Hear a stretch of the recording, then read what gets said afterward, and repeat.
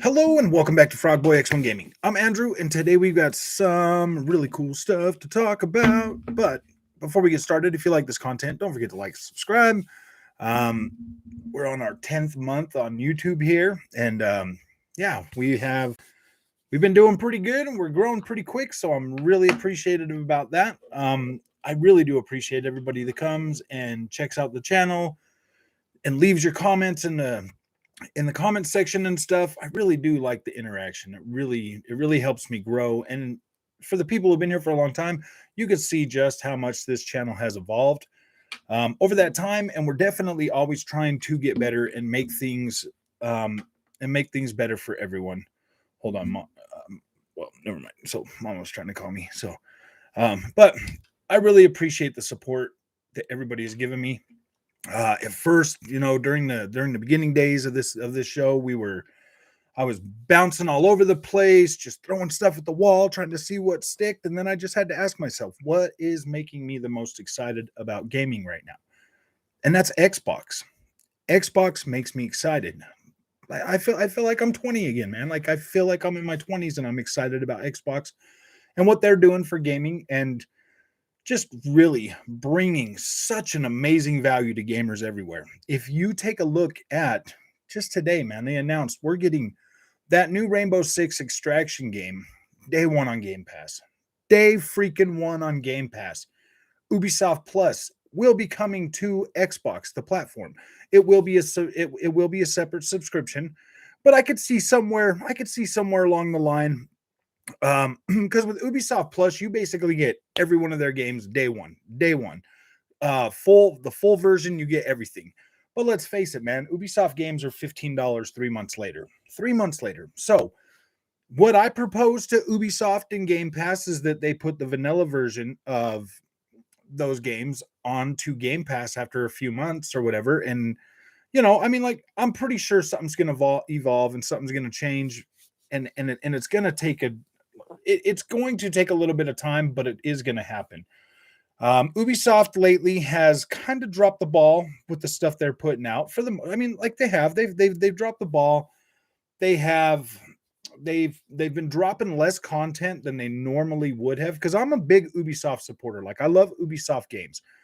Um, the chance to go ahead and like sign up for this for Ubisoft Plus, like right now, that doesn't make that much sense to me because like there's really nothing on the horizon coming out anytime soon except for the game they got dropping right now. So, but there are some cool things, like the remake of the remake of not remake a remake or remaster or whatever, of Prince of Persia Sands of Time. That's definitely coming. We'll have that Splinter Cell thing coming out. We'll have there's going to be an amazing amount of content dropped by Ubisoft to really fill out that Ubisoft Plus subscription. So I'm not saying that it's overpriced. I am saying that on the Xbox platform, man, I think they should probably make it $10. $10, or find a way to incorporate it into Game Pass and maybe up the price of Game Pass $5, to $20 with Ubisoft Plus in there as well. I don't think that's a bad deal. I don't think that's a bad price, but you got to ask yourself though, at the end of the day, these Ubisoft games, they usually go on sale extremely fast. They don't hold their value that well, but they deliver freaking so much gameplay to the average Ubisoft gamer that really likes them. Announce nobody indie. Yeah. So so if you look at this, okay. Ubisoft is probably one of my favorite developers. I get a lot of gameplay out of those games. Yes, Christian, what a beautiful day. Jacob, how's it going, man? Gaming Fire, how's it going? Let's see who else is here. The Rider, what's up, man? To me, the PS4. Yeah, dude, the PS4. Let's look about. Okay, let's talk about this one for a second.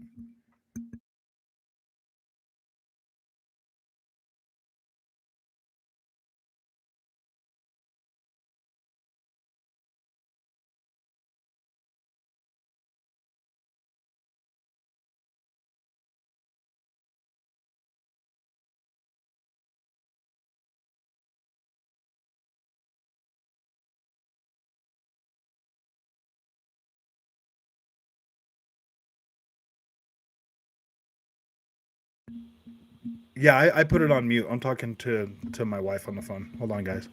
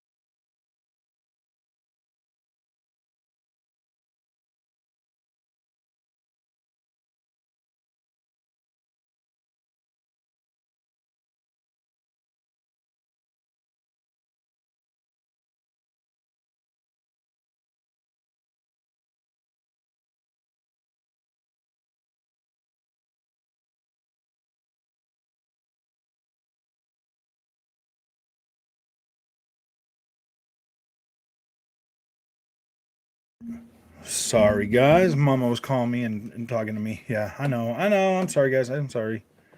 Let's fix legendary drops tomorrow. Yeah. Okay, guys. Let's talk about this PSVR because I think this thing is dead on arrival. It is. Okay. You saw the pricing with PlayStation 5 and the new games. If this thing launches at 500 freaking dollars, because they already dropped all the buzzwords, like I had a whole day to think about this now. I've been sitting I've been sitting to work. I'm kind of thinking about this. I'm like, this thing has to be plugged into your PlayStation 5. My Quest VR, man, I could take that thing anywhere I want to go. Anywhere I want to go, I can play whatever I want to play on the go, anything.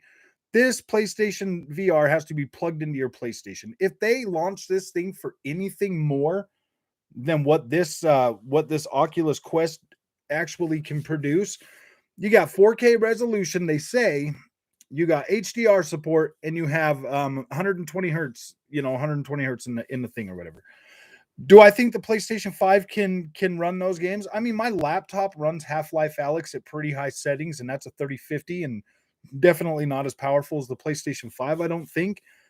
But I mean, that runs that and gives me a solid frame rate. I don't get sick. I'm not juddery, nothing like that. Nothing like that. So I do think the PlayStation 5 could probably power this. I've had that PlayStation VR for almost 4 years now. Okay. For almost 4 years. I got a year after it came out. I waited on it to kind of see. I've probably put maybe 40 hours into that thing in like 4 years. I've had this Oculus now for how many months, and I've probably put maybe 20 hours on this thing already, playing around with all the stuff that I've played with and everything. So you figure you figure if this PlayStation VR is that expensive, and like say like Gran Turismo 7 launches, bro, and it has like half-ass VR support, like freaking like Gran Turismo Sport did on PS4. Like, I mean, I want to be able, if I'm going to pay $500 for this PlayStation VR, I want to be able to sit back and play Gran Turismo 7, the full game in VR with everything, online, everything. I want to be able to fully experience that whole game and not some rundown version. The the Horizon thing, like, it looks cool, and I'm glad they're bringing Verizon or Horizon over into the VR space. But what if that's like an on the rails type experience, man, where you're like sitting in the freaking boat, like going down the river? So I'm like, I don't know. I don't know. That's the thing, man. That's the thing with VR. They make these cool tech demos. They make a lot of really cool tech demos in VR that are not actual full-fledged experiences. Like Half-Life Alyx, the what I've played of that has been freaking pretty cool. Has been really cool. Playing Assetto Corsa and Dirt 2 in VR, that's a really cool experience. So if PlayStation VR is only going to keep delivering like a whole bunch of tech demos or whatever, I mean, like some of the stuff like Beat Saber is pretty cool. I'm not saying that there's not anything for VR, and PlayStation is probably somebody that could really push the content and really push the envelope of the type of experiences that you're going to get. but there's so many oh wait, they showed off little of it. It's hard to tell. Yeah, the reason why they showed off little of it is because now all the little PlayStation fanboys and everybody are out there like hyping it up like they normally do. They're getting a hype machine cranking. They're getting everybody pumped up for it. So when they do finally announce it in the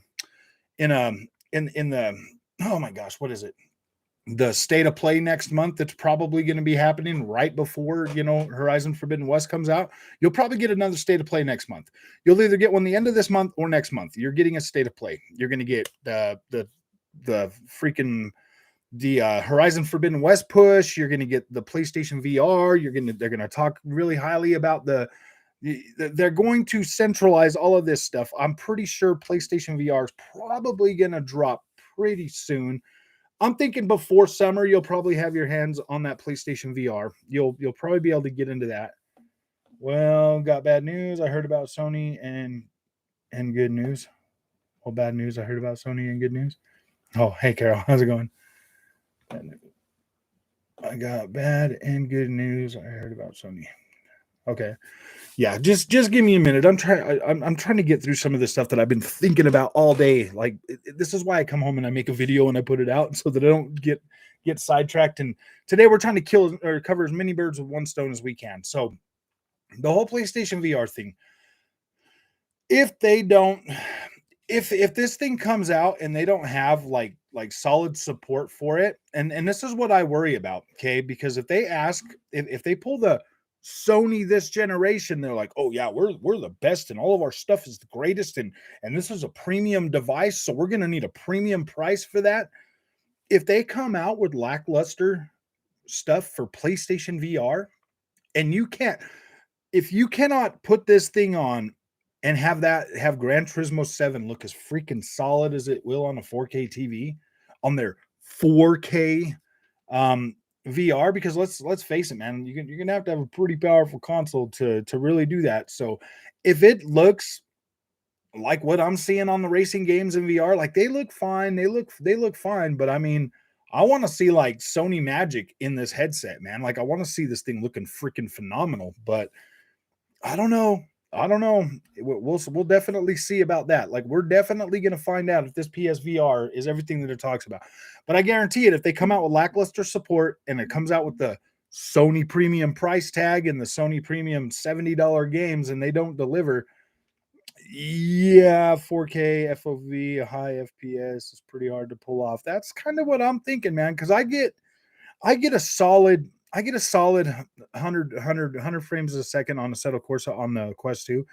With I mean, and that's even with like epic settings and like epic settings on that with the 4K and like with everything, like it's not like horrible at all by any means, but it definitely looks gamey for sure. Like it looks like a game as opposed to like what Assetto Corsa Competizione looks like on my 4K screen. It looks like a game, and it's like we're reverting backward to like games now. So all right, so let's see what some of these comments say. All right, what did you hear about PlayStation, Carol? Let me have pretty exclusive deals. Wonder Woman because Xbox hired people from Warner Brothers. I noticed Warner Brothers saying something on like the Game Pass account, man. So that would be kind of cool if Warner Brothers drops a game on Game Pass or something. Got bad news and good news. I heard about Sony. More interested in rumors. Series Elite 3. Oh, okay. They just dropped the Series Elite 2 years ago now. So the Series Elite 2. So maybe I would probably be thinking like another year, Christian. I would think another year of research and development before that really becomes a thing. If Insomniac releases Ratchet and Clank VR game, I'm all in. Dope. Yeah. See, anybody that's played VR up to this point right now, like your expectations going into VR were like Ready Player One. What you've gotten so far, not that. I mean, not even Half-Life Alyx looks like a full-blown like really high detailed, high fidelity high fidelity game. I mean, it looks good and it looks sharp and it looks clean, but yeah, you're just not getting, like, it doesn't feel like you're in a one-to-one, like looking at something like you would be on a 4K screen. Like there's not that much detail in a lot of stuff. Like it doesn't have all of that. Best thing about PSVR is it forces a lot of smaller studios to bring focus to VR. That's true. That's why I've always said, like PlayStation in the VR market definitely adds to the validity and definitely adds to, like, hey man, let's get on board with this. Sony's backing it. Like, let's get on board with it because Sony's the platform that everybody wants. Let's get on board with this and let's like push it forward.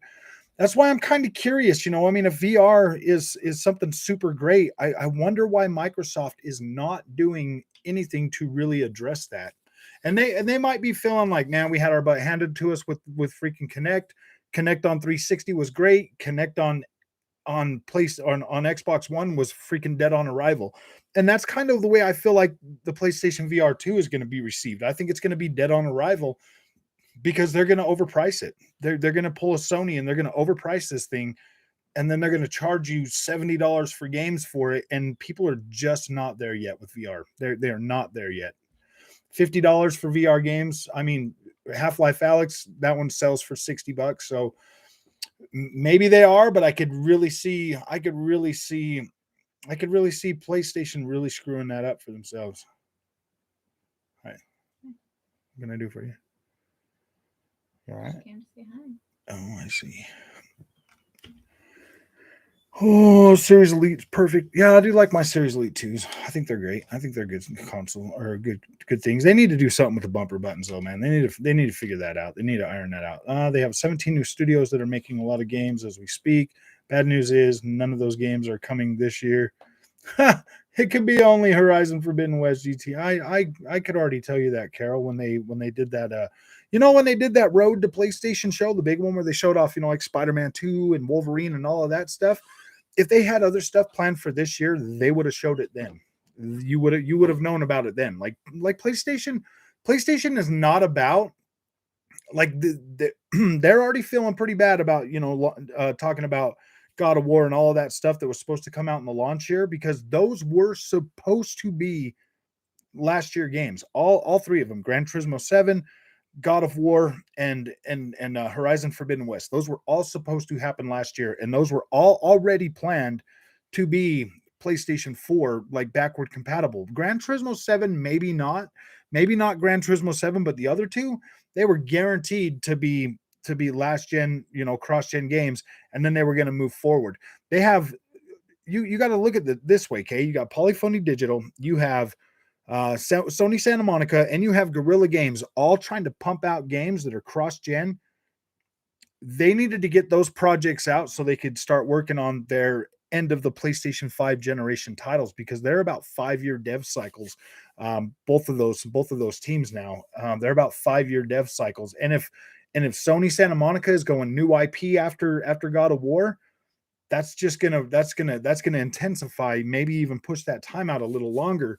So those games were all supposed to come out this year, and the fact that they're all pushed back to next year, and all they've got to fill in the gaps is third party timed exclusives. You're going to get your Forspoken next year, but are you going to get your Final Fantasy 16? That again, that was supposed to launch last year as well. So all of these games that were supposed to launch within the last couple of years, that's where we're at with PlayStation right now. So that's why I tell people, Xbox's games next year, like, they're supposedly going to be all next gen forward, but I'm not gonna hold them to it, because they're corporations, man, and they like money. They like money more than they like our feelings.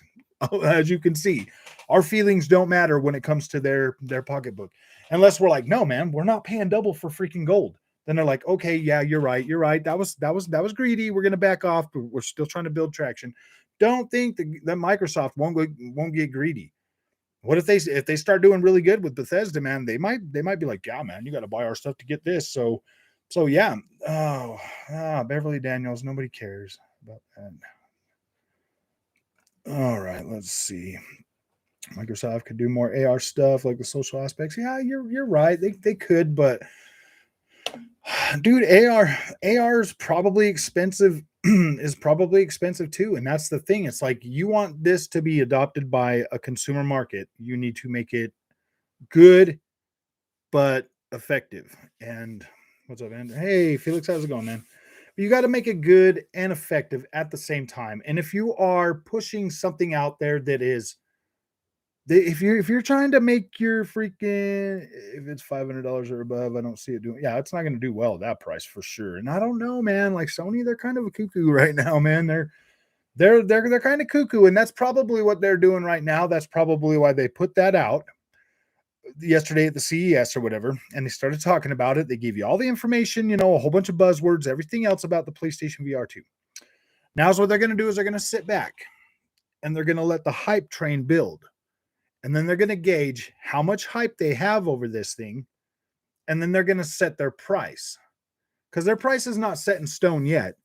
I don't think. I think they're still trying to gauge the viability of this thing and what it is. So you're going to get more talk about it. Why do you think they showed you Horizon? Why do you think they showed you Horizon? Horizon's coming out. Horizon's going to be one of their big tentpole games. So they are trying to build as much hype around Horizon and VR as possible. And yeah, that Horizon stuff looked pretty good. It did look pretty good. Like I would definitely pick that up and check it out. But I would love to see. Microsoft doesn't need to make back compact games now. You can just stream them on old gen. Yeah, and we will talk about in this stream. We will probably touch on Microsoft shutting down the access to people with with the developer mode. What's up, Wendell? How's it going? I haven't seen you for a little while.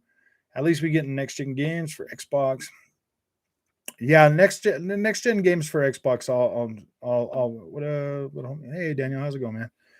Yeah, we're definitely gonna be getting some good stuff, man. Final Fantasy isn't even a Sony first party. I know, dude. Final Fantasies, but I mean the director of that came out and said, "Man, I promised you guys information in 2021. I couldn't get that to you. I will have it to you sometime, soon. Blah blah blah. Whatever, the whole corp speak. You know what I mean? And then they're like, oh yeah, but now we're gonna be doing NFTs in all of our games. And I'm not even gonna get started on the NFT things, man. I have done a little more research since. I just don't care, dude. I don't necessarily think we need them in our video games. And I don't know, man. I don't know. I've been waiting 20 years for a KOTOR remake. LOL. Now that ain't coming out anytime soon either.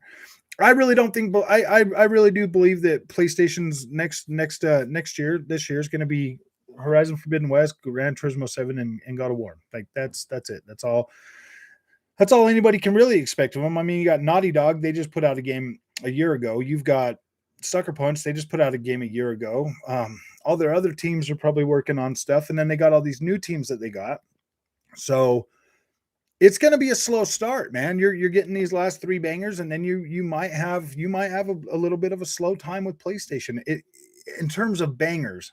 I mean, I could definitely see some more remakes because they could probably get those out pretty fast. I would definitely look forward to, like obviously Insomniac Games with Spider-Man 2023. So I mean, yeah, I mean, like we're talking like September 2023 though, guys. Like we're talking 2 years out for that game. Wolverine, I mean, who knows? Maybe they are dual making those games, so maybe we'll get both of them, pretty close to the same time. But for the most part, like I don't know about that. They wanted industry-wide emulation. I think Microsoft surprised Sony with the Xbox Series X and S price. Sony was forced to sell PS5, and yeah, I think so too, man. I think they would have came out at $600 again, dude. They don't care. That's the thing with PlayStation, dude. And PlayStation 3, they came out and they wanted to push. They wanted to push things as far as they could. They wanted to push it out there. They knew that like people like me that are like, oh my gosh, I gotta have my PlayStation 3. We're gonna go out there and buy that day one. Didn't matter what the cost was. They know there's people out there like that. So they push against the wall as hard as they can with price and whatever. And then after sales start to wane, that's when they're like, all right, $300, $300, come on. And then they sell a whole bunch of them. They get rid of all the features, all the good features that were in there, and then they cut that, they cut out specs, they cut the machines back, and then they boom, they sell them for a profit for the rest of the generation, to hand over fist selling those PlayStation 3s. And yeah, I mean, the first days of PlayStation 3 really sucked, dude. Those first games were like, they were horrendous, man. They were terrible games. They all ran at like 20 frames a second, and like, they weren't the greatest games on earth. But yeah, dude, PlayStation is pushing the walls right now again. They're pushing on the seams to see what they can get away with. Um, I would almost guarantee they'll come out with PlayStation VR at a higher price point. I guarantee it, man. You got $300 for the Oculus Quest 2. $300 is the starting price for that. So you can guarantee it's going to be higher than that, which I don't think is a good idea, man. I don't know if that's a good idea for them to do that. I really don't. I think that would be completely pointless and counterproductive to what they're who knows what they're trying to do. I think they're just testing the limits. I think their main goal this generation is to get the $70 price tag to completely stick for their games. That's what I think the main goal is right now. Every generation, we've always seen the console prices fall over the generation. Last generation, it did it too. PlayStation 3 went down $100 and PlayStation 4 Pro went up and held that $400 price range. So you could kind of expect something like that. I mean, you got to think about last generation, this new generation, and hype. Hype really matters. And that's why I'm saying, man, like, hype. Sony can't even make the PlayStation Store not crash. Oh, God. Jim Ryan said something that wasn't true. While Phil said games from 2022 will be next gen, Phil was careful and didn't say last gen. So if he need to, the last gen wording is not there. Yeah, that's what I'm saying, dude. Like, I would not put it past Xbox still delivering last gen games. Like, I would not put it past them to do that. I do think that they are going to really try to make it so they're not going to actually sell physical copies of those games to last gen. They're going to make it so you have to stream them on your Xbox. That's the way they're going to go. Hey Frog, I'm hearing a lot of rumors about Xbox people saying Dying Light 2 might be day one on Game Pass. That's, to me right now, that's kind of wishful thinking, but it's possible. They usually I'm thinking there might be something. I'm thinking there might be something with Elden Ring. To be completely honest with you, I think Elden Ring might be something that I think they should acquire Sobo. I think they're going to acquire Sobo this generation for sure. For sure, I think that is going to happen. I think that Sobo right now is making Plague Tale 2, and they're launching on PlayStation and Xbox. So I think the announcement will come after that game launches. So I think that's something that's going to happen. Have you heard any acquisition? No. I don't really try to. I'll report like acquisitions, and like maybe sometimes I'll speculate on it a little bit, Barking Spider, but I haven't heard anything, dude. And I don't necessarily try to follow every single bit of freaking gaming news out there. I just don't have enough time in my day to do that. If I had like people working for me that could sit there and go through and sift through all this stuff, then it'd be a different story. But man, I have to try to keep my time to the stuff that interests me, like the main things. Like I think acquisitions are kind of cool, you know, but at the same time, every time Xbox buys a company or Sony buys a company, that means there's gamers out there in the world that do not get to play those games because of the choices that they made. So that really kind of sucks. Was this on a recent RDX? And his crew that Microsoft has invested money into the developers. I have heard that, Sebastian. I have heard that. Whether it pans out into that coming to Game Pass, I think it is. I think it is going to come to Game Pass. To be completely honest with you, I think Dying Light 2 is a perfect game that is going to come to Game Pass, to tell you the truth. To be completely honest with you, I do believe that game will hit Game Pass. Whether it hits it right at launch or like a few weeks or a couple months later, I do think that is coming. King Ken, what's up, my friend? Welcome to the show. I do think that is a possibility, and I don't think Microsoft would stop at anything to put high level games on Game Pass. I wouldn't put it past them making a deal with From Software to put Elden Ring on Game Pass. Like, I wouldn't put it past them to do that. Do they have the money to do that? Yeah. Would it be a freaking huge boon to Game Pass? Yeah, I think it would be. I'm pretty sure I'm pretty sure that Halo and Forza boosted Game Pass, but let's be real, man. A lot of people play a lot of third-party games on consoles. So if they were going to shell out money for a third-party game to just literally just outright pay the developer so good that they wouldn't have a problem with it, I think Elden Ring from Software would definitely be one of those games. I think that um, maybe like Grand Theft Auto 6, I could see them doing that, but they would want a lot of money for that. And I mean, that would just depend on like how fast does Microsoft want to grow Game Pass and how solid of a foundation do they want that Game Pass subscription thing to be built on? Can they go out and just spend a whole bunch of money on a big third party like Sony does and put it on there? Yeah, but at the end of the day, like if they can't maintain that, if they can't maintain that excitement all the time, that doesn't make sense to go out there and start buying up one game, one big hitter, like, yeah, man, we're going to go ahead and get Elden Ring, and then the rest of the year is like you're getting smaller titles and stuff like that. It has to make sense for Microsoft to do that, and it has to make sense for some of these games. Just checked in, so this is a step for Microsoft to acquire Ubisoft. Maybe. No, I don't think they would try to acquire Ubisoft, to be completely honest with you. I think that, I mean, I could see them investing heavily in Ubisoft, but I don't think that would be the thing. Yeah, Ubisoft works really good with Nintendo. They work really good with PlayStation. Like, I wouldn't want Ubisoft to be locked to one platform, to be completely honest with you. Ubisoft games are, but I mean, we've seen Ubisoft work with Xbox a lot over the years, so it definitely does lead to, I don't know. I mean, okay, guys. So if you guys haven't noticed, I haven't been reading every freaking everything tonight. Like, I'm trying a different format because we are getting pretty good size in here, and um I'm trying to I'm not I'm not scrolling comments anymore. Like, if I see something while I'm talking and while we're having a talk, I'll try to get to it, but man, I just I always get so bogged down, and then the thing is just me sitting here reading through these all the time.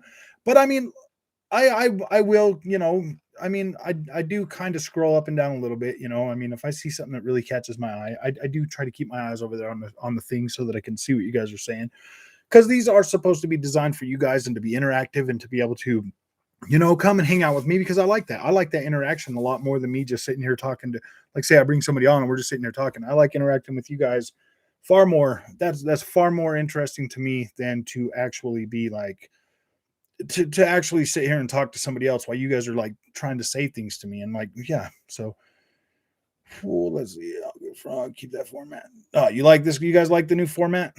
I mean, I'm asking you guys if you guys like that. I mean, if you want me to go back to just sitting here reading every single one of you guys' comments, we can do that too. But then I miss a lot too, because by the time I get to anywhere, like, there's already another freaking pile of comments for me to read and answer and stuff. So yeah, I just want to kind of stay on topic a little more during these streams. Like when I put the things up there, I want to talk about those things and like really, really hammer that stuff home so that everybody, so that we can like really get to the bottom of things, man. I love you guys. I love that you guys come and hang out with me. I do. um there's Discord, man, that you guys can like talk to me and everything as much as you want. Like, I keep Discord open for everybody. I do get in there, I do read those comments, and I do respond as often as possible. But yeah, dude, if you want like instant access, follow me on Twitter. I'll follow you back. Twitter's probably the quickest way to get a hold of me. But yeah, other than that, I do really enjoy, and I want this to always be an open platform to where anybody that subscribes to my channel can have that opportunity to conversate with me, if that makes sense. So, all right, guys. So, as you know, Ubisoft is dropping Rainbow Six Extraction straight onto Game Pass. I will download that day one, and I will be playing that.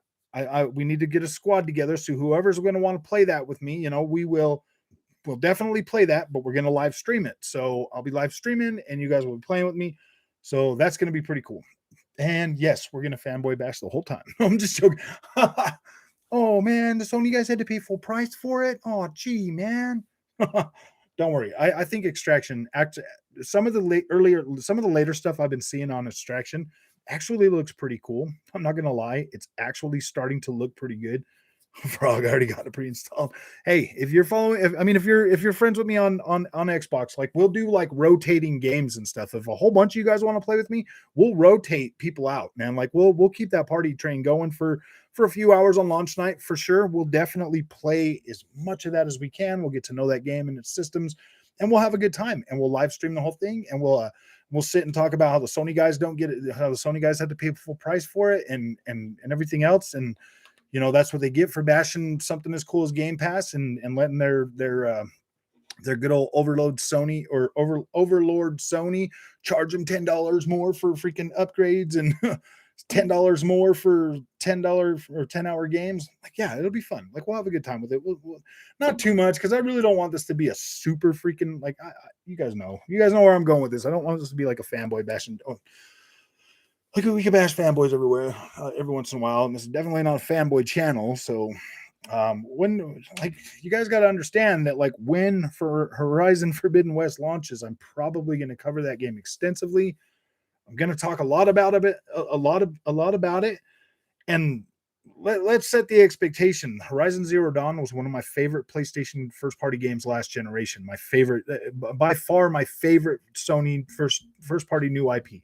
My favorite one. So when that comes out, like now that I'm going to play it on my 1440p monitor, because I don't want to take a chance, man. I don't want to be looking at like a fuzzy, blurry image. I want to just have a good experience with beautiful visuals. So I'm not even going to take the chance. I'm going to play it on my monitor, and then after I'm done with that, then I'll check it out on the 4K and everything just to see what it looks like and stuff. I don't think it would hurt anything if I check it out on the 4K TV on the 4K mode, and then play it on the other monitor, because I don't want that to be a bad experience by any means. If the story's bad and the gameplay sucks and whatever else, yeah, but I don't want that to be drugged down by anything else, like Sony putting underpowered PlayStation 5s on the market so that they could save a buck and make their developers work a little bit harder. That really sucks. Oh, did you guys see the newest Digital Foundry video comes out today about the gunk or whatever? You guys are going to cover the gunk, but you're not going to cover like Riders Republic. You're not going to cover any of the other games that clearly look better on the Xbox. You're going to cover the gunk. I know why, because they don't have to compare it to the PlayStation 5 version, man. They're talking about, well, it stays right around 1584p, and it's like 962p on the Xbox Series S. I played over an hour of the freaking gunk on my Xbox Series X. Let me tell you what I saw. Never once did I see it go all the way down to no 1296p. Never one time. Do you know why? Because that shit only happens for like 1 or 2 frames. Like I've been telling you guys on this channel for a long time. It doesn't drop that long. But it is a great talking point for the fanboys to be like, yeah, man, see, Xbox's powerful machine can't even blah, blah, blah. And it's like, dude, you never see those freaking frame drops, man. Why do you think they've been trying to move away from calling out the PlayStation little frame drops and stuff, or not frame drops, but resolution hits and stuff like that? If anybody's out there treading water for PlayStation, I'm gonna have to give that award to Digital Foundry. They are the leaders of the freaking. I didn't know about console wars. I didn't care about console wars until I started watching Digital Foundry content. Do I think I don't have an axe to grind against Digital Foundry. I promise you that. So if you guys like Digital Foundry and like to get your information that way, whatever. But just be prepared. If you're an Xbox guy, I don't think the scales are going to really, really balance for you watching Digital Foundry. I think that you're going to, I think that they're going to do things to kind of to hold PlayStation up. And we all know the PlayStation 5 is a weaker console. We all know that every single this is the only point I'm going to make. Every single game that launches on PlayStation 5 has to be built on the PlayStation 5 SDK. Has to be done. Has to be done. It can't be built on the PlayStation 4 and get like the next gen features of the PlayStation 5. Like it cannot do that. They can run they can boost like the frame rates like they've done on some of their games, but they cannot give it next generation features like super fast loading or any of that stuff unless it's built on a PlayStation 5 SDK. So, therefore, those games, every game that's come out on the PlayStation 5 is in fact using the PlayStation, like the PlayStation feature set, all of it. Well, almost all of it, like probably 90% of it, and then like the other stuff, they're still trying to figure out how to. That's why those games are holding up there with the Xbox Series X. Xbox Series X, on the other hand, everything that's cross-gen, all they have to do is flip a switch that says online or Gen 9 aware. That's all they have to do. And then they can cram in more visuals. They can cram in all the other stuff, and they can set like the parameters for it because it's the exact same SDK across both generations. So technically, all the Xbox developers need to do for the Xbox is use all 12 teraflops of all 12 teraflops or 4 teraflops of GCN power. Okay. So that's why you're starting to, I mean, that's why you're seeing some of the games that, on Xbox Series S that are built cross-gen or whatever, maybe looking just a little bit better than what they are on the Xbox, One X or whatever, or looking less powerful than that because they're only using 4 instead of the 6.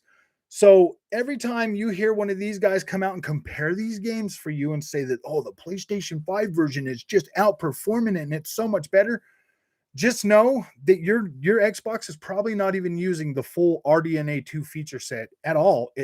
Literally at all. It is probably using maximum GCN power from last generation at 12 teraflops to pump out and make that game. So you're probably using like all your power in your Xbox, but it's being run on last gen architecture, so it might appear that this PlayStation might look a little better somewhere, or it might do something differently, or just know that if you bought an Xbox Series X, as soon as they start using the full feature set of your Xbox Series X, your games are going to look freaking amazing. And we saw that with the Matrix Awakens demo. Like that looks pretty good. Yes, they're running in parity with PlayStation 5 because they didn't want like the console wars about it. They just wanted to get that information out there so that people could see what next generation is going to look like. So, yeah. So, I hope that clears up some of the stuff for the people that are watching, because this fanboy stuff is really getting ridiculous. It really does. When I'm going through Twitter and I'm looking at stuff and I'm reading posts, I'm like, really, guys? Are you really that clueless, dude? When this Xbox is really using all of its power, it's going to smoke your PlayStation 5, dude. Your PlayStation 5 is not going to, it's not going to hold up. Your PlayStation 5 is RDNA 1.5 instead of RDNA 2. Like you're getting some of that stuff stripped out of there and like other stuff put in there. You're getting the checkerboard renderer 2.0 in space of like some of that other stuff that RDNA 2 is going to do way better. You're getting checkerboard renderer 2.0. That's why everything on the PlayStation 5 has that like if you look in the background, it looks like the pixels are popping or whatever. That's the checkerboard renderer built right into the freaking API, man. So everything could be checkerboarded or temporal injected. They probably put that in their API so that it'll convince developers to use it so that their games can look almost as good as PlayStation first party games. You know what I mean, guys? So fanboy stuff. Yeah, dude, the fanboy stuff is so dumb. I don't understand why people are so like, I gotta have it. It's like, come on, guys. Come on, man. There's so many of those channels out there, dude. PS5 is a massive success in its niche, but its niche is dead end. Sony wants to expand into the mobile. Sony's definitely going to have to try. Sony's definitely going to have to do something a little bit different. Like, yeah, their games look great. They look great. They really do, man. But at the end of the day, I'm sure it was the first thing they talked about, but the Ubisoft thing is crazy. Yeah. Oh, we've been talking about everything. Smokey. We've been talking about, yeah, dude, the Ubisoft thing. Ubisoft Plus coming to the Xbox platform alone is going to be pretty good. Like I was saying earlier, they've pretty much spent. They've got stuff coming out, but I don't know, man. $15 a month for an Ubisoft subscription for me is like I'd just rather buy the games, and you know what I mean. Like if, well, at least right now, just because of the fact that there's not, if Ubisoft was firing on all cylinders, dropping their games like they normally would, boom, boom, boom, that would be fine. But there's been a lot of delays, a lot of stuff going on right now. I would really like to support Ubisoft in this, but I want, I want my Assassin's Creeds to come back every year. I want my freaking, Ghost Recon games. I want my Splinter Cells. I want all my stuff that I freaking love to come back before I start paying them every month. Well, I mean, I don't know. I pay Xbox every month and I still buy the game. So I don't know, man. I don't know. Machine learning is the future and Xbox has five. Yeah, exactly, dude. Machine learning. Once Xbox really starts putting the RDNA 2 feature set that's in the Xbox Series X with all of their stuff in there, you're going to see some amazing stuff. Hey, Jaron, how's it going, man? You're going to see some amazing stuff. Oh, Pixel Slap. What's up, man? Slap. Just want to make sure I'm saying hi to everybody too, at least. So that's pretty good. I'm really trying not to sit here and get bogged down reading comments anymore for everybody that just came in, and being here. Mad said soon. Said soon as Sony and Xbox both do next gen only games, Xbox will have a big it. Yeah. Xbox is going to have, I mean, it's just common sense for the most part, people. It really is. It's common sense. If you think about it, smart delivery makes it so developers can just tap right into the full 12 teraflops of Xbox Series S or Xbox Series X and S. They can just tap right into that. They can use the same code or whatever, and they just make it, Xbox Series X or S aware, so it'll do the rest. They just set different parameters for that, and they can just max out that power, max out those visuals and stuff. So, but if you look at companies like Ubisoft, okay, so this is where things start to differ a little bit. You look at Ubisoft games that have already come out, and this is why I freaking love Ubisoft. You look at games like Far Cry 6, or you look at Riders Republic, or you look at Assassin's Creed Valhalla. All of these games, they're running at 1440p almost, or most of them are running at 1440p at 60 frames a second on Xbox Series S. So Ubisoft is putting in the work to actually make games for the Xbox Series S. Yes, they're still running on their older. The only thing that's going, the only thing that's wrong with that, okay, Jacob, have fun, man. The only difference between Ubisoft games and why they kind of still look like last gen games is because they need to update their engines for the next gen. But they are taking more advantage of your Xboxes than a lot of the other developers are, for sure. Night. Oh, as it happens, it would be basically impossible to compare apples to apples. Yeah, dude. Digital Foundry will try, and that's the thing. We're in this first of the generation. And the more buzzwords and all the blah blah blah that PlayStation can get out there and get everybody trapped into their freaking ecosystem as fast as they can, that's why it's going to bite them in the butt. That's why this generation is going to bite Sony in the butt harder than any generation ever has. Because you know what happens when one of those Sony guys goes out and gets himself an Xbox Series S and they bring it home and they start playing on it, they're going to be like, wow, this thing is actually pretty freaking good. And Game Pass, I get to play all these games. Wow, dude. Okay. Ask anybody that's bought an Xbox that's a PlayStation guy. They're playing on their Xbox right now. You know why? Because they have access to so much content. It's not even funny. Do they sit and play their PlayStation every day anymore? Probably not, man. They're too busy just playing all them freaking games. Hit that button. Oh yeah, hit the like button. They're too busy playing all of those really amazing games that are being designed. That are on Game Pass, dude. They don't have to beg, borrow, cheat, and steal anymore to play freaking one game. They got plenty of content to play, and Xbox is delivering that better, stronger, and faster than Sony is. Before they even realize what hit them, boom, they just got their feet knocked out from under them again.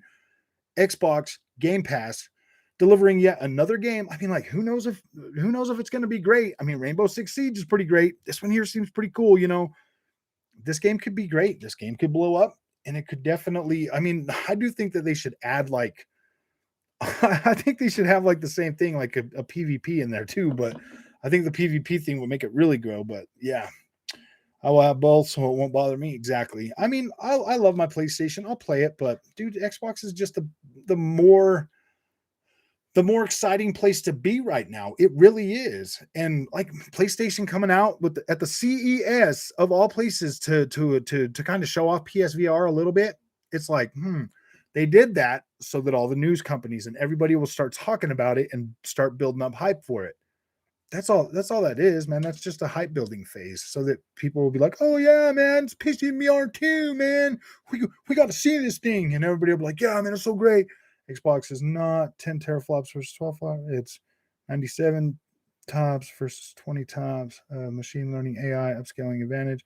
People are sleeping on Xbox, even the Series S. Yeah, dude. The Xbox has got access to freaking Azure cloud too, man. Like I have already seen with my own eyeballs this really cool game called Flight Simulator running on my Xbox Series S and looking really good. Like Xbox could completely win this generation hands down with their freaking hands tied behind their back.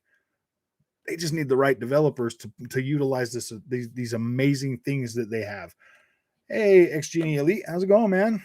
It's going good, bro. Going good. Luke Skywalker, welcome. If the Red Ring of Death never happened, Microsoft would be the no, because they really did screw up last generation, dude. TV. Just people weren't ready for that yet, but now everybody watches TV on their freaking Xbox. Go figure, man. Like, yeah. People, we shoot ourselves in the foot a lot when a company like Microsoft or Facebook or Google or one of these other people come out like they're trying to do with NFTs right now. Okay. When they come out with something and they're like, look, man, this is going to be like the future and people are going to want this. And we're like, oh man. And we're whining about it because we want to see pixels on the screen. And we're whining about all the other stuff that we know we're retarded enough that we're going to use it like every day. Like we know that we're going to watch TV on our freaking Xbox. And when we plug it back into the cable box, we know we're going to love that feature, but we're just too retarded because all we wanted to see was the pixels on the screen.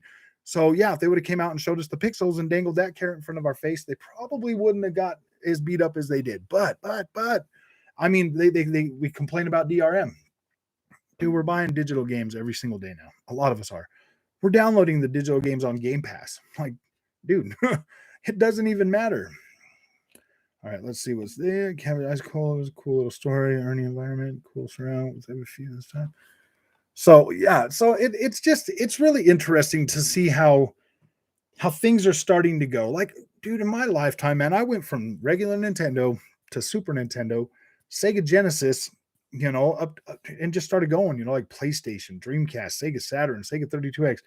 I've been through so many freaking gaming generations and I've seen so many games. I've played so many games over the years that I can just tell you, man, that like the stuff that we're playing and thinking about right now, when I was playing on my Nintendo Entertainment System or my Super Nintendo, we weren't even thinking about this kind of stuff, guys. We didn't even think about this. Like we weren't thinking of running around in a game in 3D. Like we weren't thinking about that. We were just thinking about really cool 2D games, or like, I mean, I guess we kind of were, we were playing like Gauntlet, stuff like that. So we were kind of imagining like, I mean, I don't think that we were me personally on the Nintendo Entertainment System, I wasn't looking at Gauntlet, playing that, thinking, whoa, man, I wish this was like a big giant world. I wasn't thinking any of that kind of stuff then. So whatever is going to come in the future is always going to be better than what we are playing right now. What we have right now and what we are seeing is there's just so much stuff that's going to be possible. Do I think NFTs have a place for video games? Right now, no. I don't think any of us really understand or know anything about them other than greedy corporation wants us to have these. Well, Microsoft, greedy corporation, wanted us to accept TV in our Xboxes. We didn't do that. Greedy corporation pulled back. Now we use TV in our Xboxes. And we're like, whoa, man, I wish we had TV in our Xbox. And it's like, dude, a lot of us aren't even paying cable. I mean, I still pay for cable because my kids like to watch it or whatever, but a lot of people aren't even paying for cable no more. They are just streaming all of these different services. So yeah, do I think gaming is going to go streaming services? Yeah, I think they are.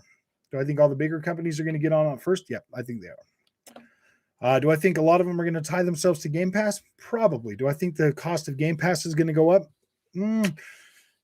It depends. It depends. Do I think they should? No, I think they should leave it at $15 depending on, and no matter who joins, no matter what developers get in there, they should leave that at $15 for at least the foreseeable future.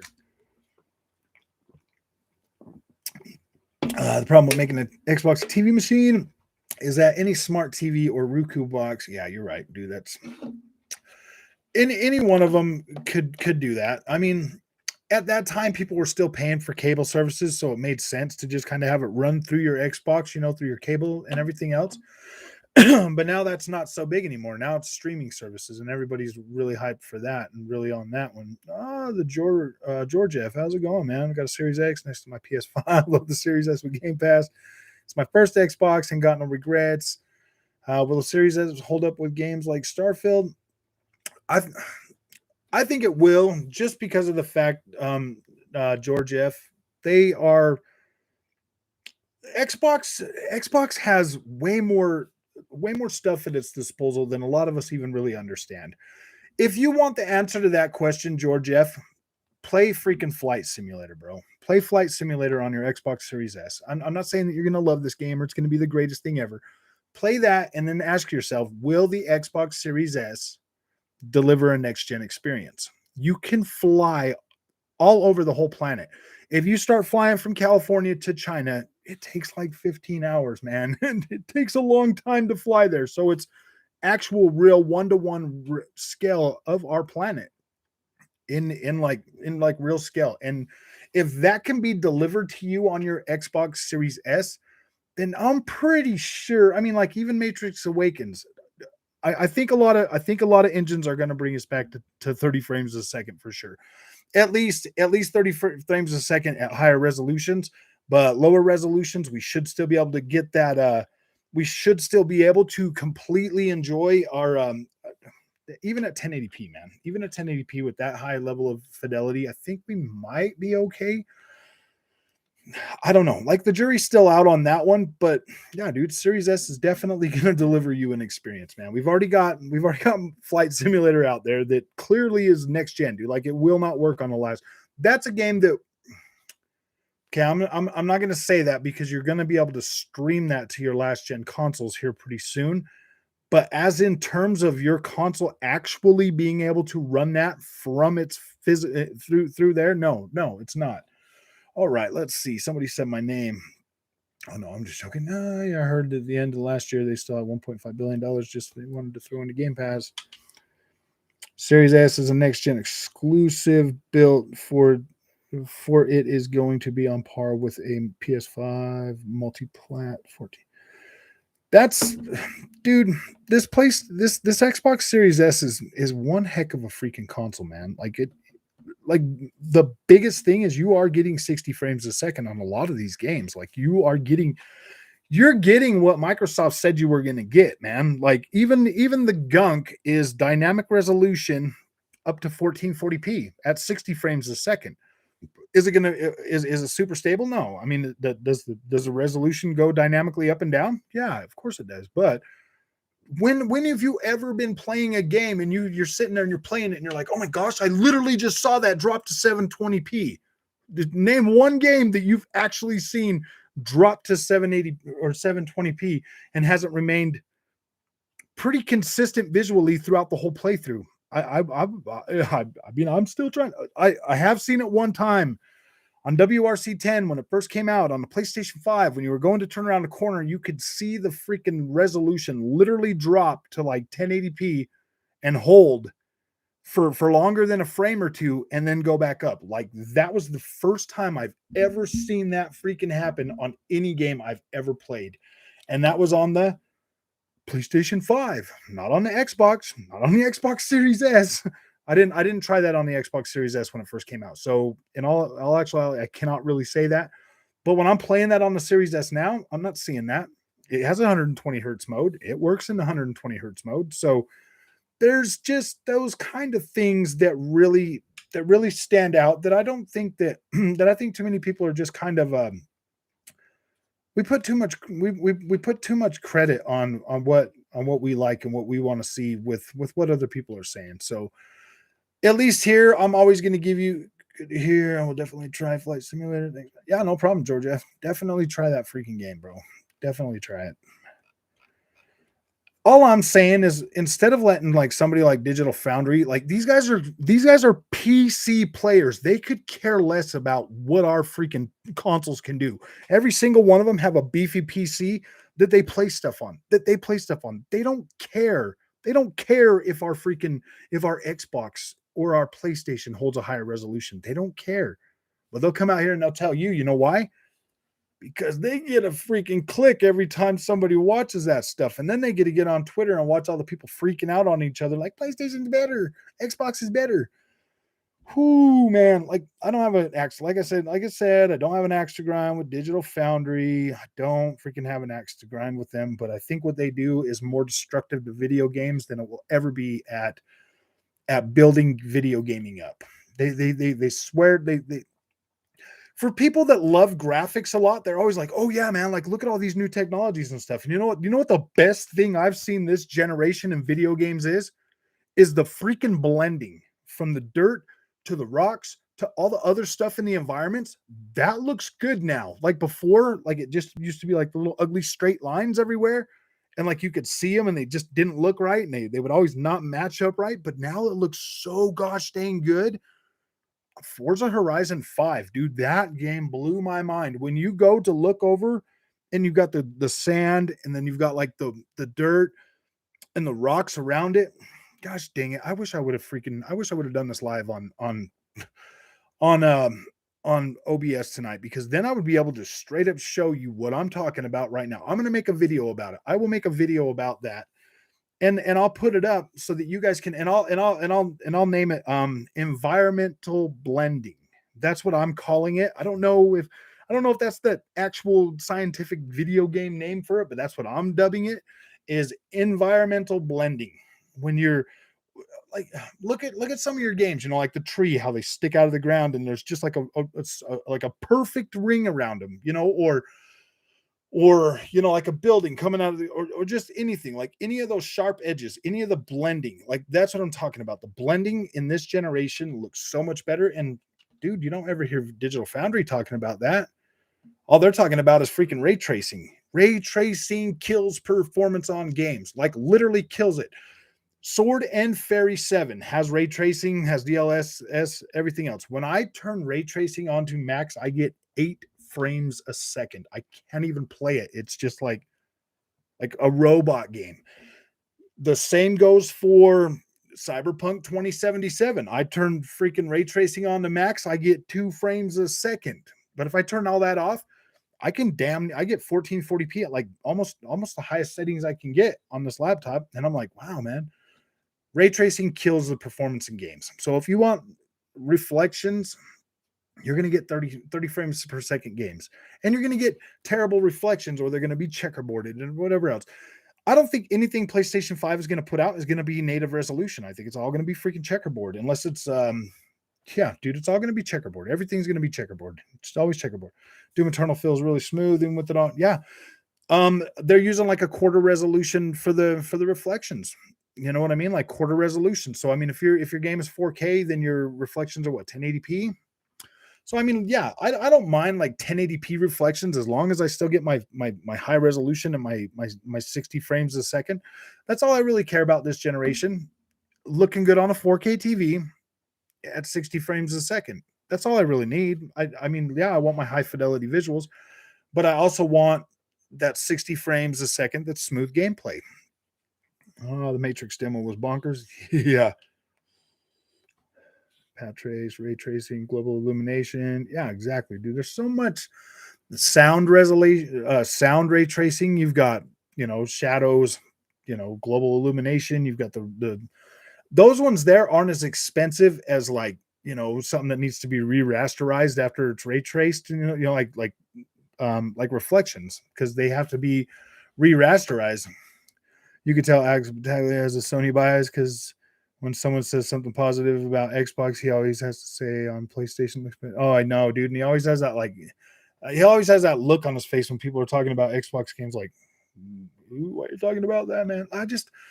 I used to like what those guys were talking about because it was cool. I'm learning, you're like learning like the technical terms and stuff or whatever, but when you really like sit down, dude, you're a gamer, man.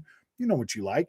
You know what's pleasing to your eye and what's not. You don't need some computer dude to sit there and tell you that he likes ray tracing, so everybody's talking about ray tracing. I could care less about ray tracing, dude. It really doesn't. I mean, it does enhance the image, but at what cost, man? At what cost?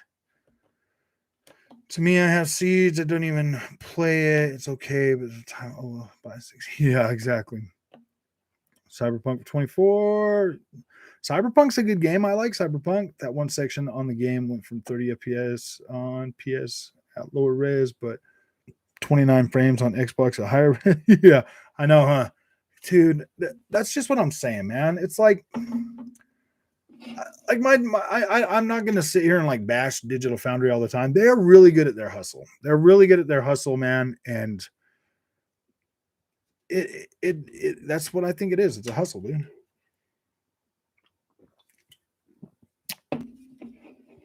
I'm gonna wait until the last week when they announce it's coming to Game Pass. Oh boy. Hello. Then when I increase the Game Pass price.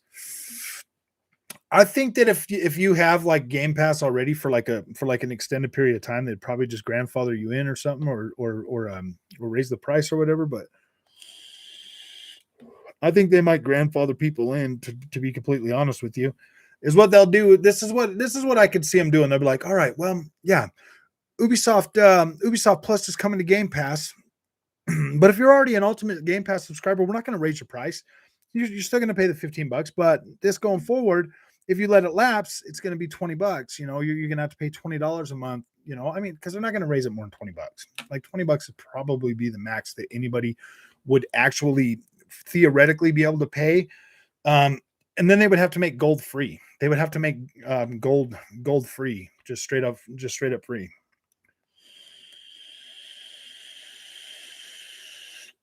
Yep.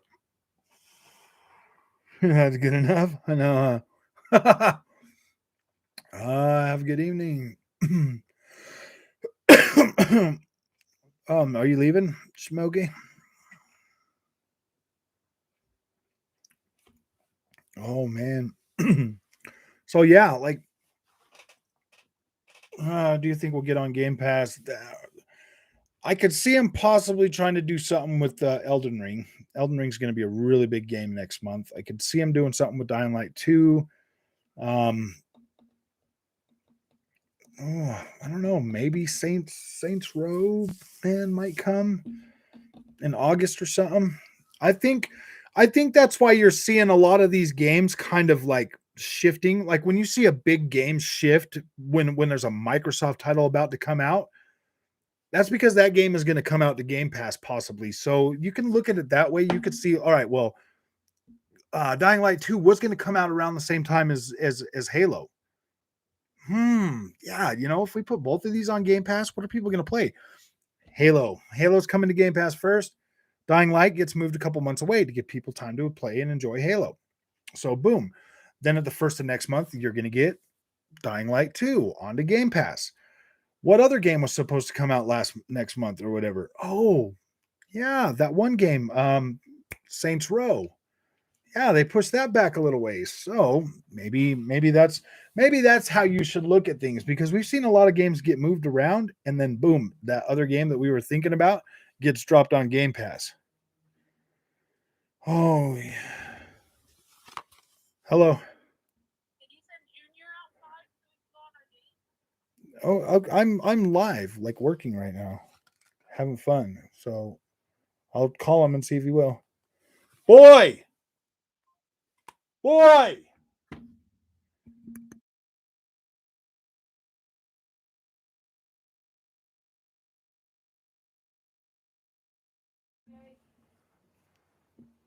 Did I not mute myself?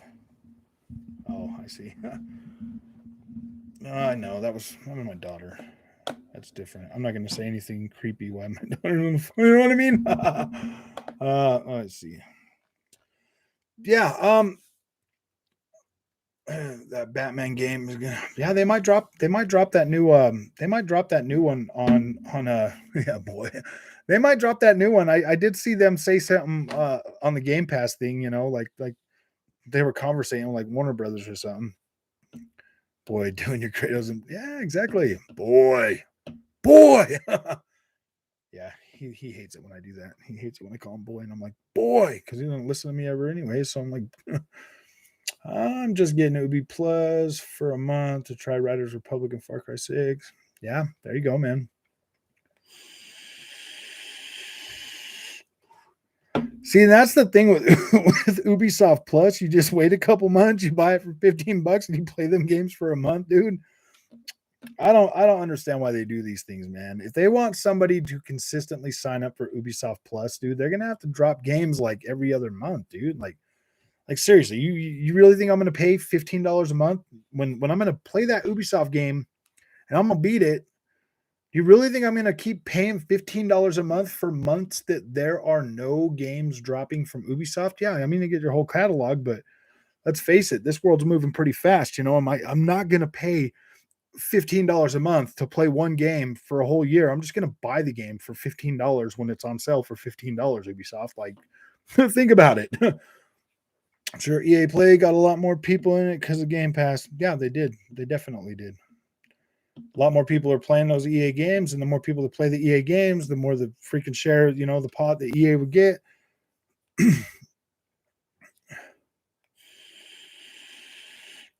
Yeah, you do get all the DLC and everything, but still, that's not a reason for me to keep paying for that.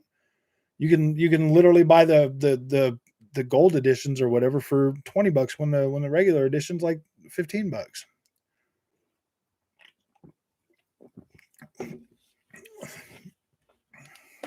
Oh, call you dad and use the force. The force be with you. That's pretty funny, man. So, oh wait, what else did I put on this thing right here? Oh yeah, we've been talking about all of it. Okay, so all right, yeah, I just wanted to make sure that I was pretty much staying on track tonight with everything that we were talking about. I've had people, I'm not going to throw anybody under the bus, but I've had people, in the comment or in the community, saying, making suggestions and stuff. We're trying this. We're going to see how this works out. I think that we've been doing pretty decent with this. I'm not getting bogged down. If there was any fanboy stuff in here tonight, I did not freaking see a lot of it. That's for sure. Do you think they will make a new Tomb Raider anytime? I don't think Tomb Raider's coming out for a little while. I think the Trinity or the trilogy of those three games was pretty much what they were doing. Both teams, Eidos Montreal and Crystal Dynamics were both doing other projects. They were both doing those Marvel the Marvel projects that they did. So no, I think it's going to be a little while before we see another one of those. Hey Chris, how's it going? Sure hope Joel Schwartz. I would like to see one pretty soon because I'm a big Tomb Raider fan. I really do like the Tomb Raider games. I want them to be a little more open. I want them to be a little bit bigger in scale this next generation though. I kind of want to see them go a little bit bigger in terms of like world design and stuff, and not so linear. I want them to be a little bit more kind of open-ended type deal.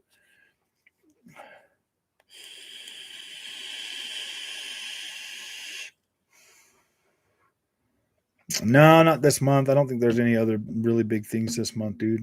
I think that PlayStation, well, I mean, you got PC, you're going to have the only big thing that I can kind of really think of is Monster Hunter Rise, and then we get that Uncharted upgrade at the end of the month, and then God of War is supposed to be going to PC this month as well.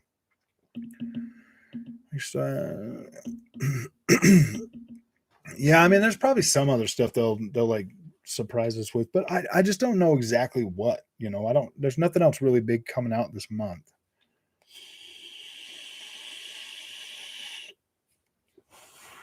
Yeah, that's right. Crystal Dynamics is helping with Microsoft. I wonder how they pulled that off. You know what I mean? Like, how did they pull them away from that project?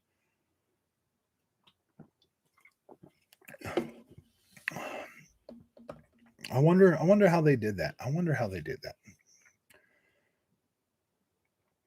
Best release site there is. So back to this. I have never played God of War, so I may have to try it on the PC with the 3070. That would be a decent. I think you'd probably get pretty decent performance on that. Easy for sure. Crash. Xbox runs the initiative now. Oh yeah, the Xbox. I was just wondering how they got Crystal Dynamics though, because I could see instead of Microsoft buying Crystal Dynamics, I could just see everybody leaving there and coming to work at freaking Microsoft. Yeah, I'm definitely gonna try it, Jeffrey. Yeah, we're definitely gonna play it. We're gonna play it. I'm gonna play that one on live stream with the community. Yes. I wasn't planning on picking it up. I wasn't going to buy it, but now that it's coming to Game Pass, yeah, dude, we'll get on there as a community, man, and we'll take turns and we'll play it. And I'll live stream the whole thing. Microsoft 15 squares. Yeah.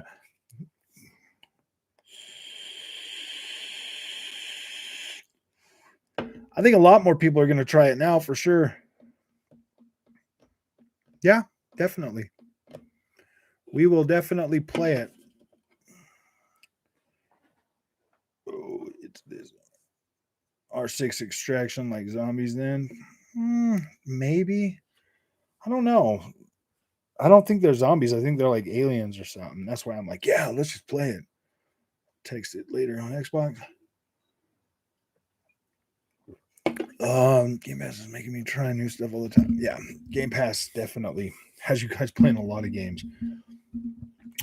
I don't think it's like Back for, well, it might be kind of like Back for Blood.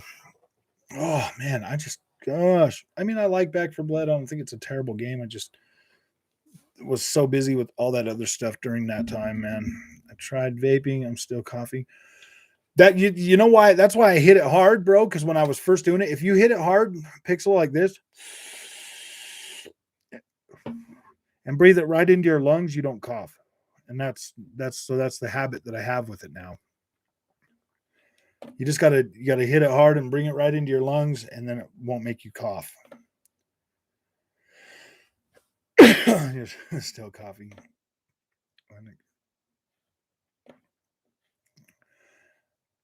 Zombies, aliens, vampires, all the same. Yeah, I guess you're right. Firewatch on Game Pass, nice little story. I reckon you will like it. Only 3 to 5 hours. Maybe I'll download it and try it on Saturday or something. See how far I get onto it. For sure.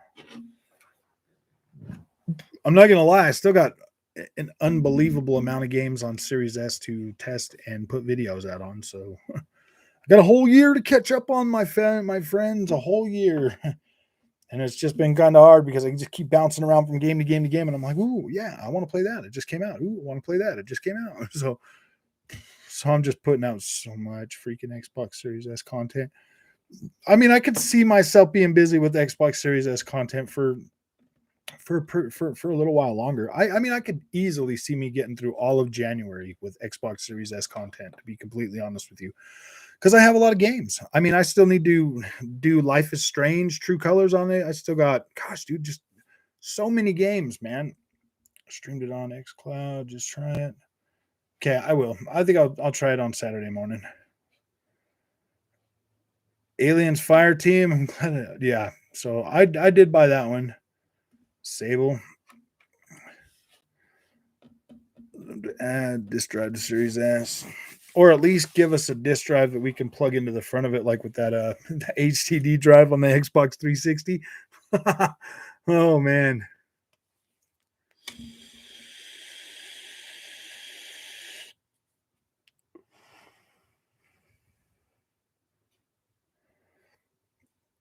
Pedestrian looks great. Downloaded it to try. Game Pass equals many games to play. I know, I wish dude, I wish I did have time to download a bunch of these indie games, man. I really do, but I guess I can just try them on the cloud too. You know, 12 minutes. I downloaded that and I tried that for a few minutes, and I was just like, ooh, I don't know about this one, man. Since I beat Halo, I may cancel my Game Pass subscription until the next big release. All I play is Halo multiplayer, and yeah, I mean I could see a lot of people doing that. I mean, I could definitely see a lot of people doing that. Definitely. Jay Gaming, what's up, my friend? Hey, Shaq, how are you doing, man? You made it. You made it. Pony. Oh, I know. He comes galloping up on that steed, hoisted a PlayStation 5 over his shoulder with a PSVR 2 in the other hand, screaming, gaming. Oh, I'm just joking. That would be kind of cool though.